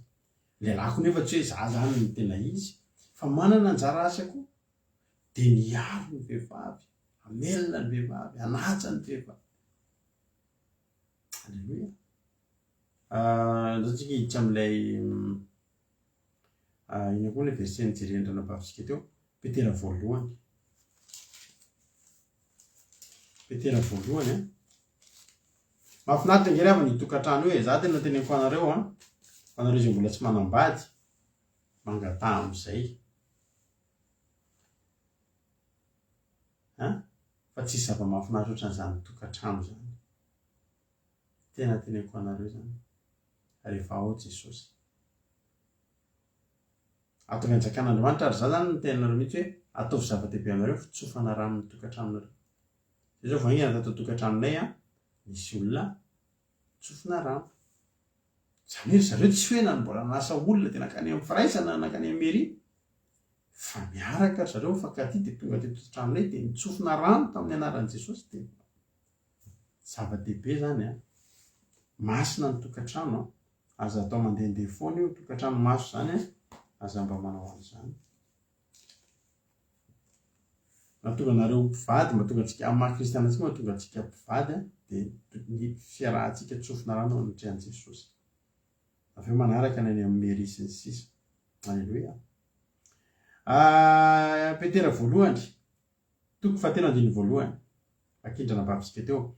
Ary toy izany ianareo vehivavy manekeny vadinareo mba ho voataona ny fitondran-tena ny vavy izy na dia tsy amin'ny teny azy raha tahiny ka misy tsy manaiky ny teny. Rehefa hita ny fahadiovan'ny fitondran-tenareo amin'ny fahatahorana aloka ny firavanareo tsy ho zavatra eny ivelany toy ny firandranam-bolo sy ny firavam-bolamena na fiakanjona fa koa toetra miafinao po izay tsy mety ho loha dia ny fanahy malemy sady miadana izay soa indrindra mianatrehan'Andriamanitra. Ny vehivavy zany ravana dia tokony ho vehivavy malefaka, be fitiavana, malemy fanahy. Fa sy tonga dia levo taiza moanao. Misy andira anankiray taiza ny ray anao, taiza ny marina lazao, taiza laza. Tsy izay reny zany tsy sitrapon'Andriamanitra. Hoy ny tenin'Andriamanitra aoka ianareo tsy firavahana ivelany, tsy endrika ivelany. Ary tsaroako le lehilahy tanora manan-karena be zay dia nifidy vady izy, hitady vady dia nasiana ohatran'ireny concours na misy ireny mihitsy. dia mifaninana milatro mihitsy dia ohatrany tamin'ny androny Asuerosy-Mpanjaka tamin'ny androny Estera dia mandalo mihitsy ilay vehivavy dia tsy tiako iny. Nisy anankiray tena tonga dia le tena le mirapiratra be reny. Hoy tena Andriamanitra, aoka ny firavahanareo tsy ho zavatra eny ivelany toy ny firandranam-bolo sy ny firavaha-bolamena sy ny fiakanjony. Afatra ho antsika lehilahy aloha efa mijery vehivavy aza dia le ivelany ihany ny jery eny. Fa iny afaka ny iova iny sao dia iny ny tsara bika, iny ny tena bika zany miteraka roa iny dia efa miova ihany fa ny any anatiny jery eny. Alleloia. Za tena tenenako anareo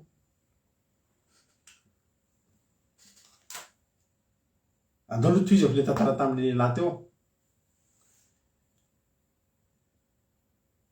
Dia nisy anankiray tena tsara, tena hoe iny zany ny tiany. Kan tsy ny fihetsika le fanana kely amenan'le frezy kely. Eo daholo ny vehivavy ireny samy manao izay fihetsika mety amin'ilay dia izy tena nanao izay nety. Dia resy lahatra lehilahy tiany ho izy. Fitaina amin'ny mariazy, herinandro nangataka divorce ramatoa, misasaka roa ny fananana, veloma. Ny zavatra jerena isika dia izao. Mety Andriamanitra sady manoro-hevitra antsika. Na antsika lehilahy ngeny men'Andriamanitra toro-hevitra eto nanareo vehivavy. Tadidio mafanekenareo ny vadinareo raha nabavy dia fanantanteranareo sitrapon'Andriamanitra. Ary tsika lehilahy aza mijery firavahana ivelany toy ny zavatra ity ivelany sy ny firandranam-bolo sy ny firava-bolamena sy ny fiakanjony. Zao tenako anareo ity secret mety efa henonareo ihany. Za rehefa niaraka tamin'ny mampiony tamin'izany dia izao resy lahatra tamin'izany dia efa resy lahatra hoe mampionina ho alaiko vady. Izao ny antony, ny ankabetsahan'ny olona niaraka tamiko dia za eny ambony tomobila tsara tarehy. Tena marina zany teko anareo zany. Dia eny ambony tomobila tsara tarehy no dia fa i mampionina rehefa niona tamiko ohatry ny nisy fifandrifian-javatra tamin'ny crise 2002 reny. Mbola betsaka aminareo tsy teraka miomba tamin'izany na mbola kely. Tamin'ny crise 2002 nanana tomobila fa izao ny olana tsisy lasantsy. Tapaka 35 000 ny litre ny lasantsy tamin'izany ary tsy nahitana tso mihitsy fa tsy vitan'ny hoe tsy nahitana. Zay rehefa rendez-vous anay roa kely zany tamin'izany. Allô, ianao le raha dia ianao le mampionina dia ao na io antsika mahafinaritra kely ankely zany. Dia afaka miona ary fetsika dia aiza ny eo Andravoahangy eny ary eo am-poste eny ary amin'ny firy amin'ny roa ho afaka anao ny ahafantarako anao fakafo tonga dia tsy maintsy fakafantatra ihany tsika zay ary dia ny eo nitady lasantsy any aho tamin'izay fotoana izay. Nitady lasantsy mbola tsy hitako mantsy ny tarehany fa olona nahita ny tarehany mety amin'ny laozy izy le anabaviko le vehivavy ariva karana rana kely ka teo Andravoahangy teo zareo mipetraka tamin'izay. Dia mba manao dia efa natahotra hoe marina raha andeha tongotra raha ho tiany izany sady ny zavatra mahafinaritra anahy teneniko anareo ity. Za tena tahiny tompo. Za efa hatramin'izay mba nandrizo mihitsy hoe olona mba ohatran'ny karanarana kely ireny mba tiako hampakarina. Tena marina zany teko zany. Dia nitady toko aho ka sendra vata. Nitady lasantsy. Ndraiky misy lasantsy na 40 000 ary tsy mainona ray litre fotsiny dia atao point mort angalana an'ilay vehivavy.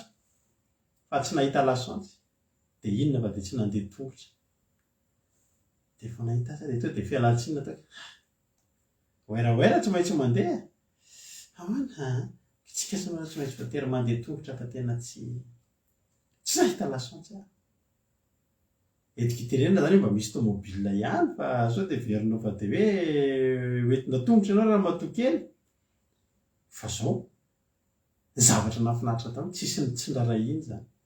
Tsy zava-dehibe taminy zany toa izay tiany izy. Satria izao ny eritreritro raha reny olona rehetra niaraka tamiko noho ny fahitana ny tomobily keno avy fotoana tsy hoe ny tomobile hoa izy ko tsy salama fa ity zany a na tsisy tomobily anaty krisy tonga de mpamilamina eto tantanako ianao ry voromelalako de ny tantanako mety ty va zany hoe zao tsy ndrara inona ny nanana tomobily na tsy nanana fa vo nahita ny boteako izy aleloha de resy lahatra de lasa tombotsoa antsika lehilahy ny any anatiny jere manahoana ny toe-pony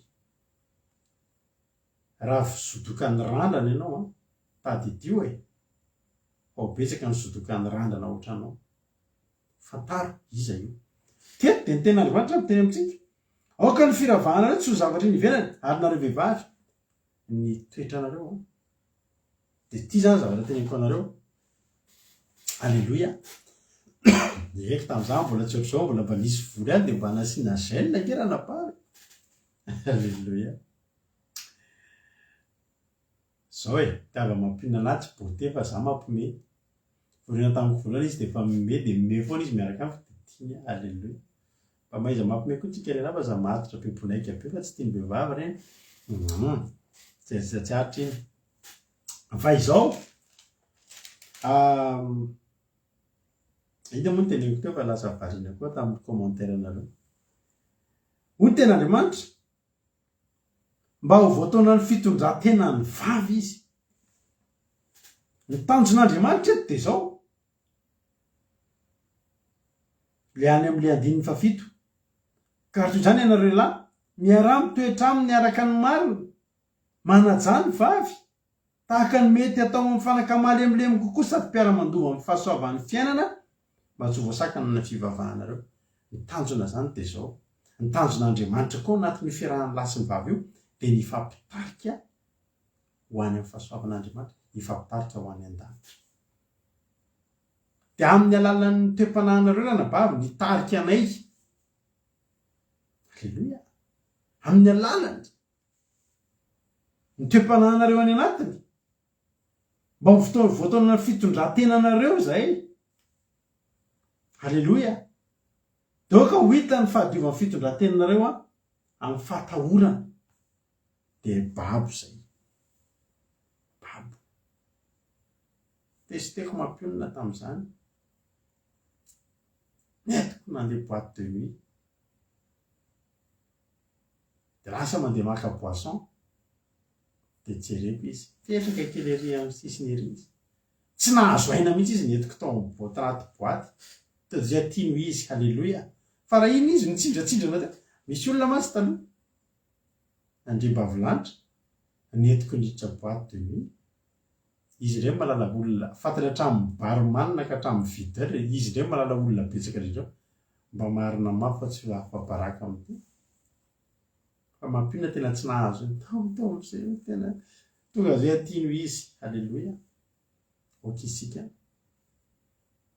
tena anana ianaro vehivavy anana zay toe-panahany anatiny fa be da be ny vehivavy a mitady vady ary eto amin'ny facebook eto be da be ny olona mitady vady de ny vatanareo ny aseho anareo diso be zany tena teneniko anao fa izay lehilahy tsy haiko aloha mitovy amiko dolo lehilahy mahafinaritra any amy mahita anareo vehivavy a misarona tsara de hitanareo ohatrany hoe raha omena cadeau ianao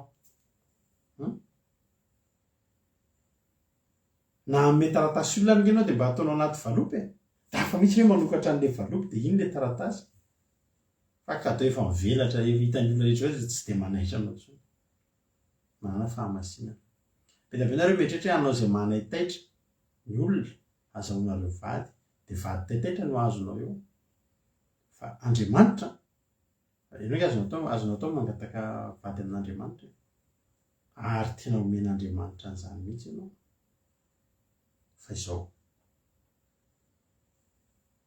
aza amin'ny endrika ivelany no tenin'andriamanitra anareo zay mbola tsy manambady zany a manao fasan'andriamanitra na ny feonareo karantsany hoe raha hitanareo vady io ary vady matahotra an'andriamanitra no hitanareo fa ny feanareo ny ampotranareo dia ho hitanareo ny olona azonareo fa fahatsoralahy no azonareo.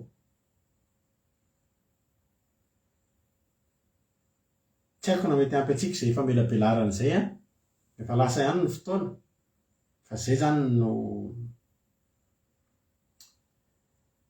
ny lesontsika androany. Aro anareontsika ho haintsika izay efa manambady kolokoloy fa mahafinaritra be io eteo amin'i Jesosy fa ny tokantrano anjakan'i Jesosy zany mamy foana io isan'andro, mamy foana io isan'andro, tena mifankatia foana fotsiny tsotro zao, tsy mila an'izany hoe asio zavatra mba manetsiketsika ny fitiavana, mamy Jesosy mifanamasina manetsiketsika ny fitiavanao. Halleloia. Dia mamy aminao foana, mba toloro jetime foana ivady koa mahazo jetime isan'andro io. Halleloia. Ka manana an'izany ho zaraina izy atsolo fa io totovy jetime io rahalahy dia atzao io. Fanaka malemilemy kokoa ny ten'Andriamanitra, tahaka ny mety atao amin'ny fanaka malemilemy kokoa ny fomba ny misy foko any Madagasikara raha diso dia haitsio sadiko nahatandroy izy izay na bary ary tsy zareo ihany be dia be ny olona mieritreritra fa ny lehilahy no andry aminy. Dia misy fotoana vehivavy no mitondra entana fa le lehilahy mandeha ery aloha ery milanja lefona fotsiny, dia vehivavy no mitondra entana. Misy ohatr'izany mihitsy tsy haiko nareo tsy tadidiko na hatandroy na bara na tsy tadidiko izay manana an'izay hoe ny vehivavy no miasa be mitondra ny entana dia le lehilahy ery mitsimotsimo ery aloha ery fotsiny. Ny etim-boan'izany dia hoe zao raha tonga ny dalo dia efa le lehilahy no miaraka, ka dalo zany hoe tsy voavinao akory. Fa ny vehivavy dia tsara fantatsika fa fanaka malemilemy kokoa. Raha misy zany zavatra ilana atandroy izay dia fomba ny zareo koa le hoe rehefa misakafo dia voky aloha raha lehilahy vao mihinana ny vehivavy sy ny zanany. Zany zavatra tsara baiboly zany, mba metesika ohatry ny vorona mandeha avy any izy mitondra sakafo amin'ny vadiny sy ny zanany aloha, voky ireo izay izy vao mihinana. Zany no toetrantsika lehilahy io vehivavy io fanaka malemilemy kokoa, mila tambitamby io mila kolokoloina io voninkazo tena mora saripady io dia kolokolointsika io, tsy anaovantsika teny mahery io tsy anaovantsika fiatsika mahery io aza mamono vehivavy zany. Attention fa anarin'Andriamanitra tsika, tsy azo atao zany manainga-tanana ho an'ny vehivavy zany, tsy azo atao zany.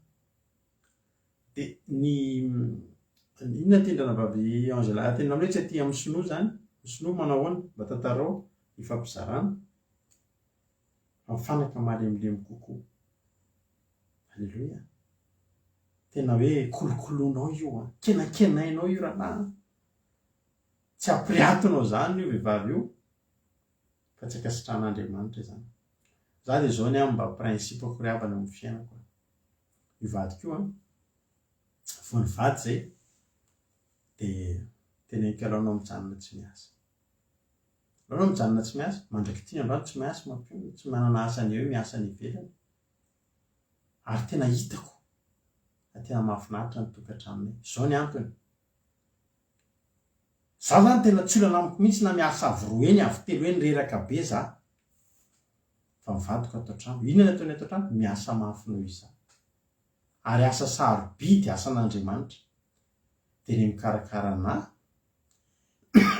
vantaniko avy any amin'ny asako mafy, indrindraindrindra amin'ny kolokolo ny saedena, ary manao an'le asa izay tsy afaka ho ataon'ny nono, tsy afaka ho ataon'ny mpanampy, dia ny fanabeazana an'ireo zanak'ireo. Sarobidy zany sarobidy zany. Ary za tena miteny anareo tsika lehilahy aza mba manambany ny asa ataon'ny vehivavy zany, tsy ianange olona tsy miasa fa miasa lavitra. Za mahita ny vadiko tena izay neny tena courage ianao, tena tsisy mipika ao hatrany.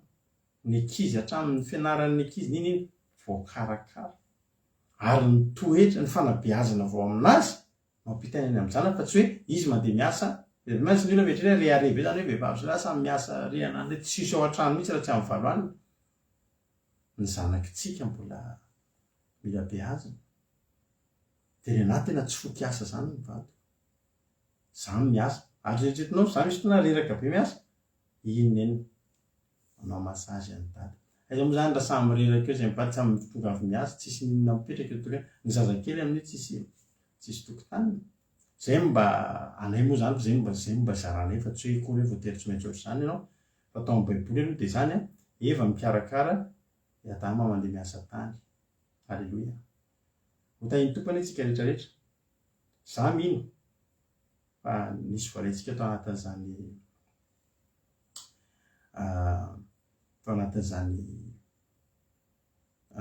ino dia izy fampianarana androany zany. Raha misy amintsika eto tsy manambady, mety efa maty vady ianao, raha tsy vitanao ny fiainana, satria ny tena Andriamanitra dia milaza teo any amin'inona moa misy an'izay teny hoe tsy haiko nanomboka itsika teo izay teny izay na tsy nanomboka itsika hoe manambady ianao mba tsy hahatonga anao maimay, zany hoe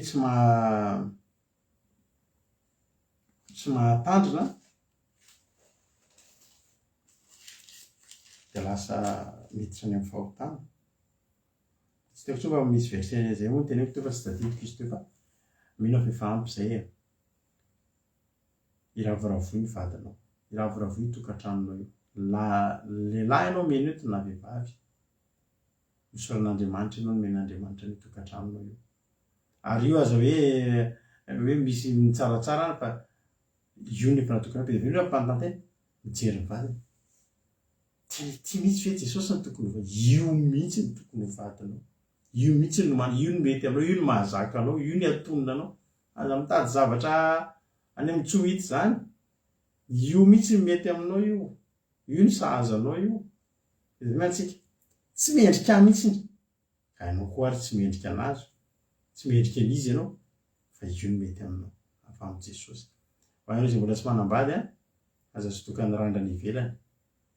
Dia tsara fa ny tokantranontsika tokantrano indray mandeha any ianao manambady ho antsika kristiana indray mandeha any tsy hoe soloina ity ohatran'ny ny vazaha hoe manao paksa dia rehefa tsy metimety dia efa soloina vaovao, fa indray mandeha ihany dia dinio tsara, jereo tsara eto amin'ny Jesosy dia hitanao fa tsy zavatra mahafinaritra tahaka an'izany tokantrano anjakan'ny mpifankatiavana anjakan'i Jesosy zany.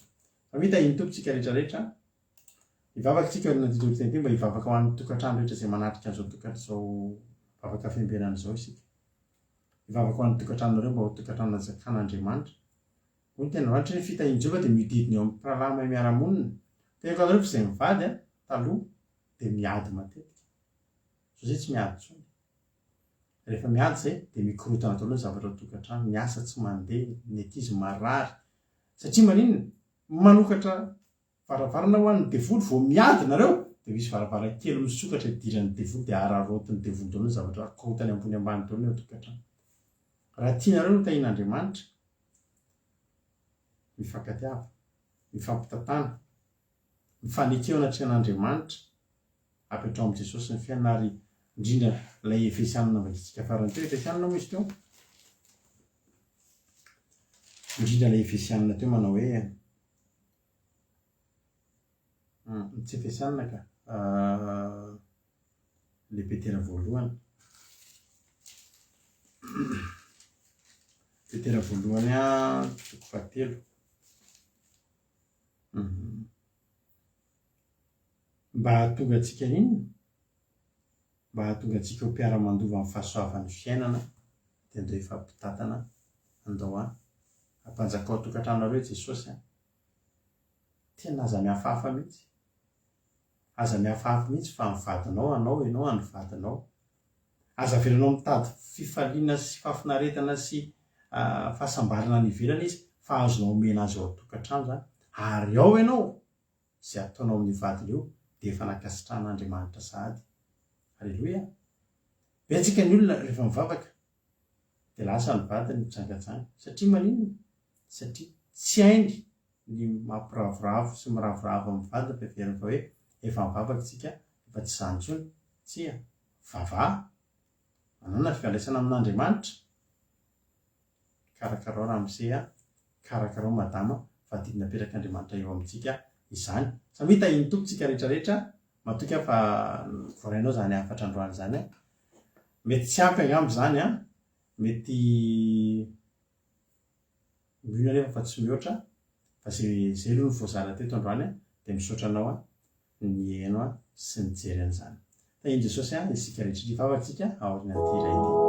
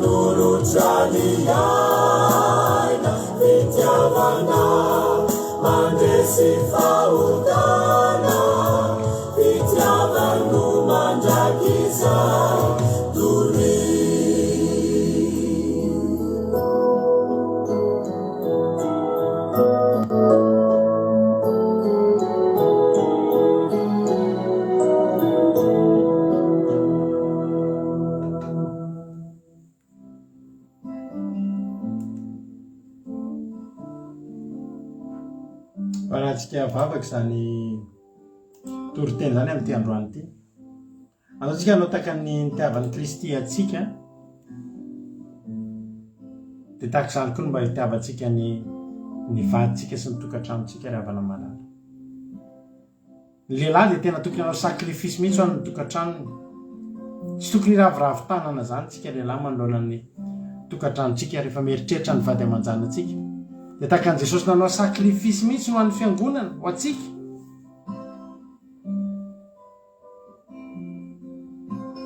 ary anareo vehivavy manajany ny vadinareo manomboka androany. Mety talohany androany mety nataonao tsinitsina ny vadinao raha nabavy, fa androany magnatao famelan-keloko amin'Andriamanitra ianao, fa Andriamanitra hamelanao ary hamerina indray ny fitiavana anapaka anatin'ny tokantranonareo. Dia ho tokantrano maharitra, ho tokantrano anjakan'ny fifankatiavana, ho tokantrano feno fahamasinana, aneny tokantranontsika tsirairay avy izay tonga eto androany, satria hoentina mivavaka isika rehetrarehetra. Hivavaka isika ankehitriny ho an'ny tokantranontsika tsirairay avy, mba ho tokantrano hiavaka ny tokantranonao manomboka eto, satria tokantrano tena anjakan'i Jesosy. Mpivady fampitatana ho any an-danitra. Amin'ny anaran'i Jesosy ho voatarika reo hivavaka ny vadinareo raha nabavy, ho voatarika reo hivavaka ny vadinareo raha lahy. Tsy amin'ny fanerenan'ny vadinareo akory zany, fa amin'ny fahitany fotsiny fa misy fanahin'Andriamanitra eny aminareo, dia misy fahalemem-panahy, dia misy toetran'Andriamanitra. Atsahary ny fikizitiana raha nabavy, atsahary ny fasiahana raha lahy. Fa ho hitanao zany idiran'Andriamanitra tsehatra ny tokantranonao. Raha misy aminareo vehivavy eto maditra ny vadinareo, dia za tena teteny aminao androany, fa za koa avana tamin'izako vady zay sy mampionina tena naditra, fa nataony mba fantatrareo nitondram-bavaka fotsiny, fa tany amin'izay nalehako tany Andriamanitra nanitsy ahy araka ny fombany. Ny vadinao io raha nabavy tsy voahitsinao amin'ny fasiahana io, tsy voahitsinao amin'ny teny marary io, na rahalahy na raha nabavy meno an'izany eto, fa Jesosy mahavita manovana io. Ndao hivavaka isika dia hitsodrano ny tokantrano rehetrarehetra, izay tsy mora manambady, maniry anambady ahazo vady, ary ahazo an'ilay tena ao amin'ilay sitrapon'Andriamanitra mihitsy. Izay efa manatin'ny tokantrano dia hiova ny tokantranonareo, ho tokantrano anjakan'i Jesosy, ho feno fifankatiavana sy fifanajana. Misaotra anao zay Jesosy tamin'ity androany ity, misaotra tamin'ny toriteny androany, fa tena renay fa tonga teto indray fanahinao masina nampianatra anay. Dia misaotra satria tsy tanteraka ny fotoana teto Jesosy raha tsy ianao no nomba anay. Ary dia misaotra sy midera ary mankalaza sy mankasitraka anao zay. Androany Jesosy mangataka izay hoe hidiro atsehatra reto tokantrano reto. Fa misy tokantrano eto mbola tsy milamina, misy tokantrano eto tena misy fifandrafiana. Mety misy tokantrano mihitsy eto efa mba vahoana ny fisaraha-panambadiana Jesosy. Fa za Jesosy androany mitondra-bavaka, niza mandre eto izy androany, dia hidiranao atsehatra, hitondranao ilay fanahy mampifankatia ny mpivady rehetrarehetra amin'izao fotoana izao. Ho lavitry ny ady, ho lavitry ny fifandrafiana sy ny ady lahy, ho lavitry ny tsy fifanajana sy ny fifamonoana sy ny ady lahy isan'andro. Ny anaranao Jesosy hitsofako rano niza tonga eto izy androany. Na le lehilahy fotsiny tonga eto, na le vehivavy fotsiny, na izy mivady, tena hanapaka ao anatin'izany tokantrano zany anefa fanahinao masina Jesosy. Tena hoe hidiro atsehatra anatin'ny fony izy ireo, dia ho lasa tokantrano tena feno fifankatiavana, feno fifanajana, afinaritra, tena sahedena afinaritra. Ovainy raha lahy raha ohatra manana toetra mbola tsy mety, ovainy raha nabavy raha manana toetra mbola tsy mety, fa hainao atao zany. Dia hidiranao atsehatra eo anivon'izany tokantrano zany, ho tokantrano finaritra, ary ho tokantrano ifampitatana ho any an-danitra, iaina amin'ny fahasoavana ao Andriamanitra. Ataovy lavitra an'ireto mpanomponao reto zany mpivady tsy mifampatoky. Ataovy lavitra an'ireto mpanomponao reto zany mpivady mifandrafy sy mifamono. Fa ho tokantrano tena hoe ho feno ny fanatrehanao, ho tokantrano hitoeran'ny fanatrehanao. Dia samy ravoravo amin'ny tsirairay avy mpivady. Ny devoly sy Satana tsy mananjara, tsy manan-kira, tsy manam-pahefana amin'ny tokantrano ny reto olona izay manaraka ireto hitsotra. Ny anaranao Jesosy ny angatahako an'izany, ary eto koa misy olona izay maniry hanana tokantrano, maniry anambady anana olo-tiana Jesosy aza veranao tafalatsaka anatina olona zay tsy sitraponao na olona hitondra fijaliana sy hitondra andreny olona reny analavitra anao Andriamanitra fa tovy mahita ny sahaza azy avy aminao. Sotra Jesosy tena inoko fo anatin'izao vavaka zao tena misy fanahan'Andriamanitra hiasa anatin'ny tsirairay avy de hitondra hery tena hitondra tena fanamasina tena hoe hitondra fanahan'Andriamanitra anatin'ny vehivavy anatin'ny lehilahy ary amin'ny alalan'izany no anintona ny silany tsirairay avy de no lasa andefo mandry ny Andriamanitra amin'ny anaranao ny ankatahako an'izany. Sotra Jesosy. Raha izy tsy voalazako nefa mahasoa andreto mpanompo nareo tenao andrateraka an'izany araka ny lehibean'ny famindraponao. Jesosy io zay irin'ny fony dia ataovy fa fantafainy ny tananao atao zany. De derany laza ny sotra sy ny voninahitra efa nao hatramin'izay de mandrakizay na litera ray aza tsy azony devoly tsaingoana tamin'izay rehetra nafafy teto androany ho voninahitra inaranao. Misy sotra Jesosy mararo. Halleluja. Amen. Ivavakantsika amin'izao fotoan'izao amin'ny firenena ampandrotsika nanavavantsika Iama avy any Koeta ivavaka ho an'ny firenena. Tahito ranabavy Iama. Halleluja. Tahito pastera, tahito kita malapit fantanjao iaraka ho an'ny firenena. Andriamanitra tsara ny orananao zay tot itatetamany sotra mbola mety amza na Jesosy malalo ampanomponao tenao ny lela hoe nampitondra zany teny zany mbola motinay ndray malalo na tenananay ka Jesosy malalo zay fotana satria tsy manana na Jesosy malalo manao tokantrano mafy matokony Jesosy malalo fahat anova ny tokantrano tsirairay avy na ny lary mbola manidina tokantrano Jesosy malalo kasika ny tsirairay avy mba ilo Jesosy malalo eo masa hoentina izany zany tokantrano zany Jesosy malalo nametiko voninahitra feno fahasambara Jesosy satria zany haritrety azao no ny hoentina tofin-drano Jesosy malala lelala anteny zany betsaka alaza teny kasa zany betsaka Jesosy malalo atetiny vady ary anao fipony vady Jesosy nahara riady ary toka fambaka Jesosy malalo ireo mpanompitrapitra romaso mieta telo masina zany ika Jesosy de koza amin'ny nandifa ny mpanomponao Jesosy malalo ipaka any amin'ny tokatrano sambatra tokatrano manaka etrinda Jesosy malalo makapitaka zandika zany de Jesosy malalo mbola ivavaka firenenay sadilina Jesosy firenena tepila bila sadilina reto repasoary Jesosy malalo manalika kisanao nada avaka isa segunda Jesosy malalo na firenenay kanakavinay na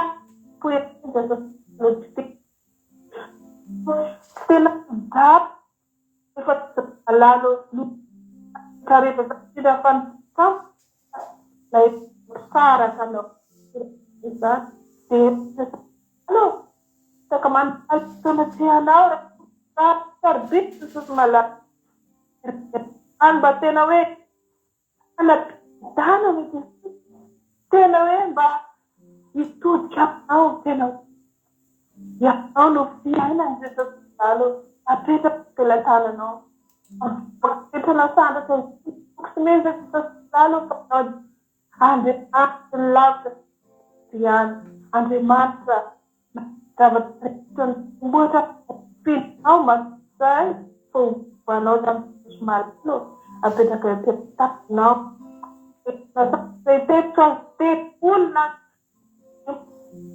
na ny na terarety tavavaka na ny fiderana na masina kamsokatra dia makasika masina fotoana dia nomarina le to manodidina ny frère Jesosy malakao dia tena mas pentelatana dengan pola kita dalam baru kerap arti tunan teriak oh tetap lalu manusia dan kebetulan akhirnya mana kajian jadi kita apa kali itu pada kaitan lepun sore makasih saran di atau haleluya amen. Alléluia, misaotra betsaka anarabavy ama somary tapatapaka kely somary kesikesina kely ny feony a no ny amin'ny connexion fa nefa dia minao fa henonareo tsara ihany bavaka izay atao hoe indrindraindrindra henon'Andriamanitra ka dia isorana azy a isoranandreo rehetra izay nandray anjara misaotra anarabavy ama fa dia matsiro ny vavaka ho an'ny firenena famavavaka famaranana dia Jesosy amaly fitianao a dia Jesosy a anatanteraka izay irin'ny fonao ihany koa misaotra anareo rehetra ihany koa naharitra ny hatramin'ny farany teto raha tsy tonga teto nareo dia nangigina rery teto izay a fa tonga ianareo ary dia mankasitraka anareo satria nafoy fotoana indray nareo ny eno teto ary za matoko fa tsy mba velan'Andriamanitra ho verimaina akory a izany firetan-toro nataonareo teto izany tapitra ny fandarantsika raha mbola tsy tonga eny amin'ny ranolanitra Jesosy ka tahin'Andriamanitra samy verinaintsika raha piso maraina ihany dia efa eo na misivra maraina manomboka ny fandarantsika commencement akira sy famotinana toteny commencement akira fitombavaka irahantsika amin'ny raharaha Jonathan fiderana dia famitinana totena irahana amin'ny rahalatojo manomboka amin'ny sivy zay aoriana zay a isika ao amin'ny groupe a miditra anatin'ny commencement fa isika eto amin'ny publika kosa dia mionetradratsika eo amin'ny amiray sasany amin'ny roa eo a ao anatin'ny fitandrimantsika ny sabata tarika fotoana mampionina tarika fiderana dia mitondra toroteny ny tena fa samy tahin'Andriamanitra sika rehetra raha-pisorentsika miona maherezy daholo a dia samy tahin'Andriamanitra. Haleluia, amen. Natapandriamanitra daholo tompoko.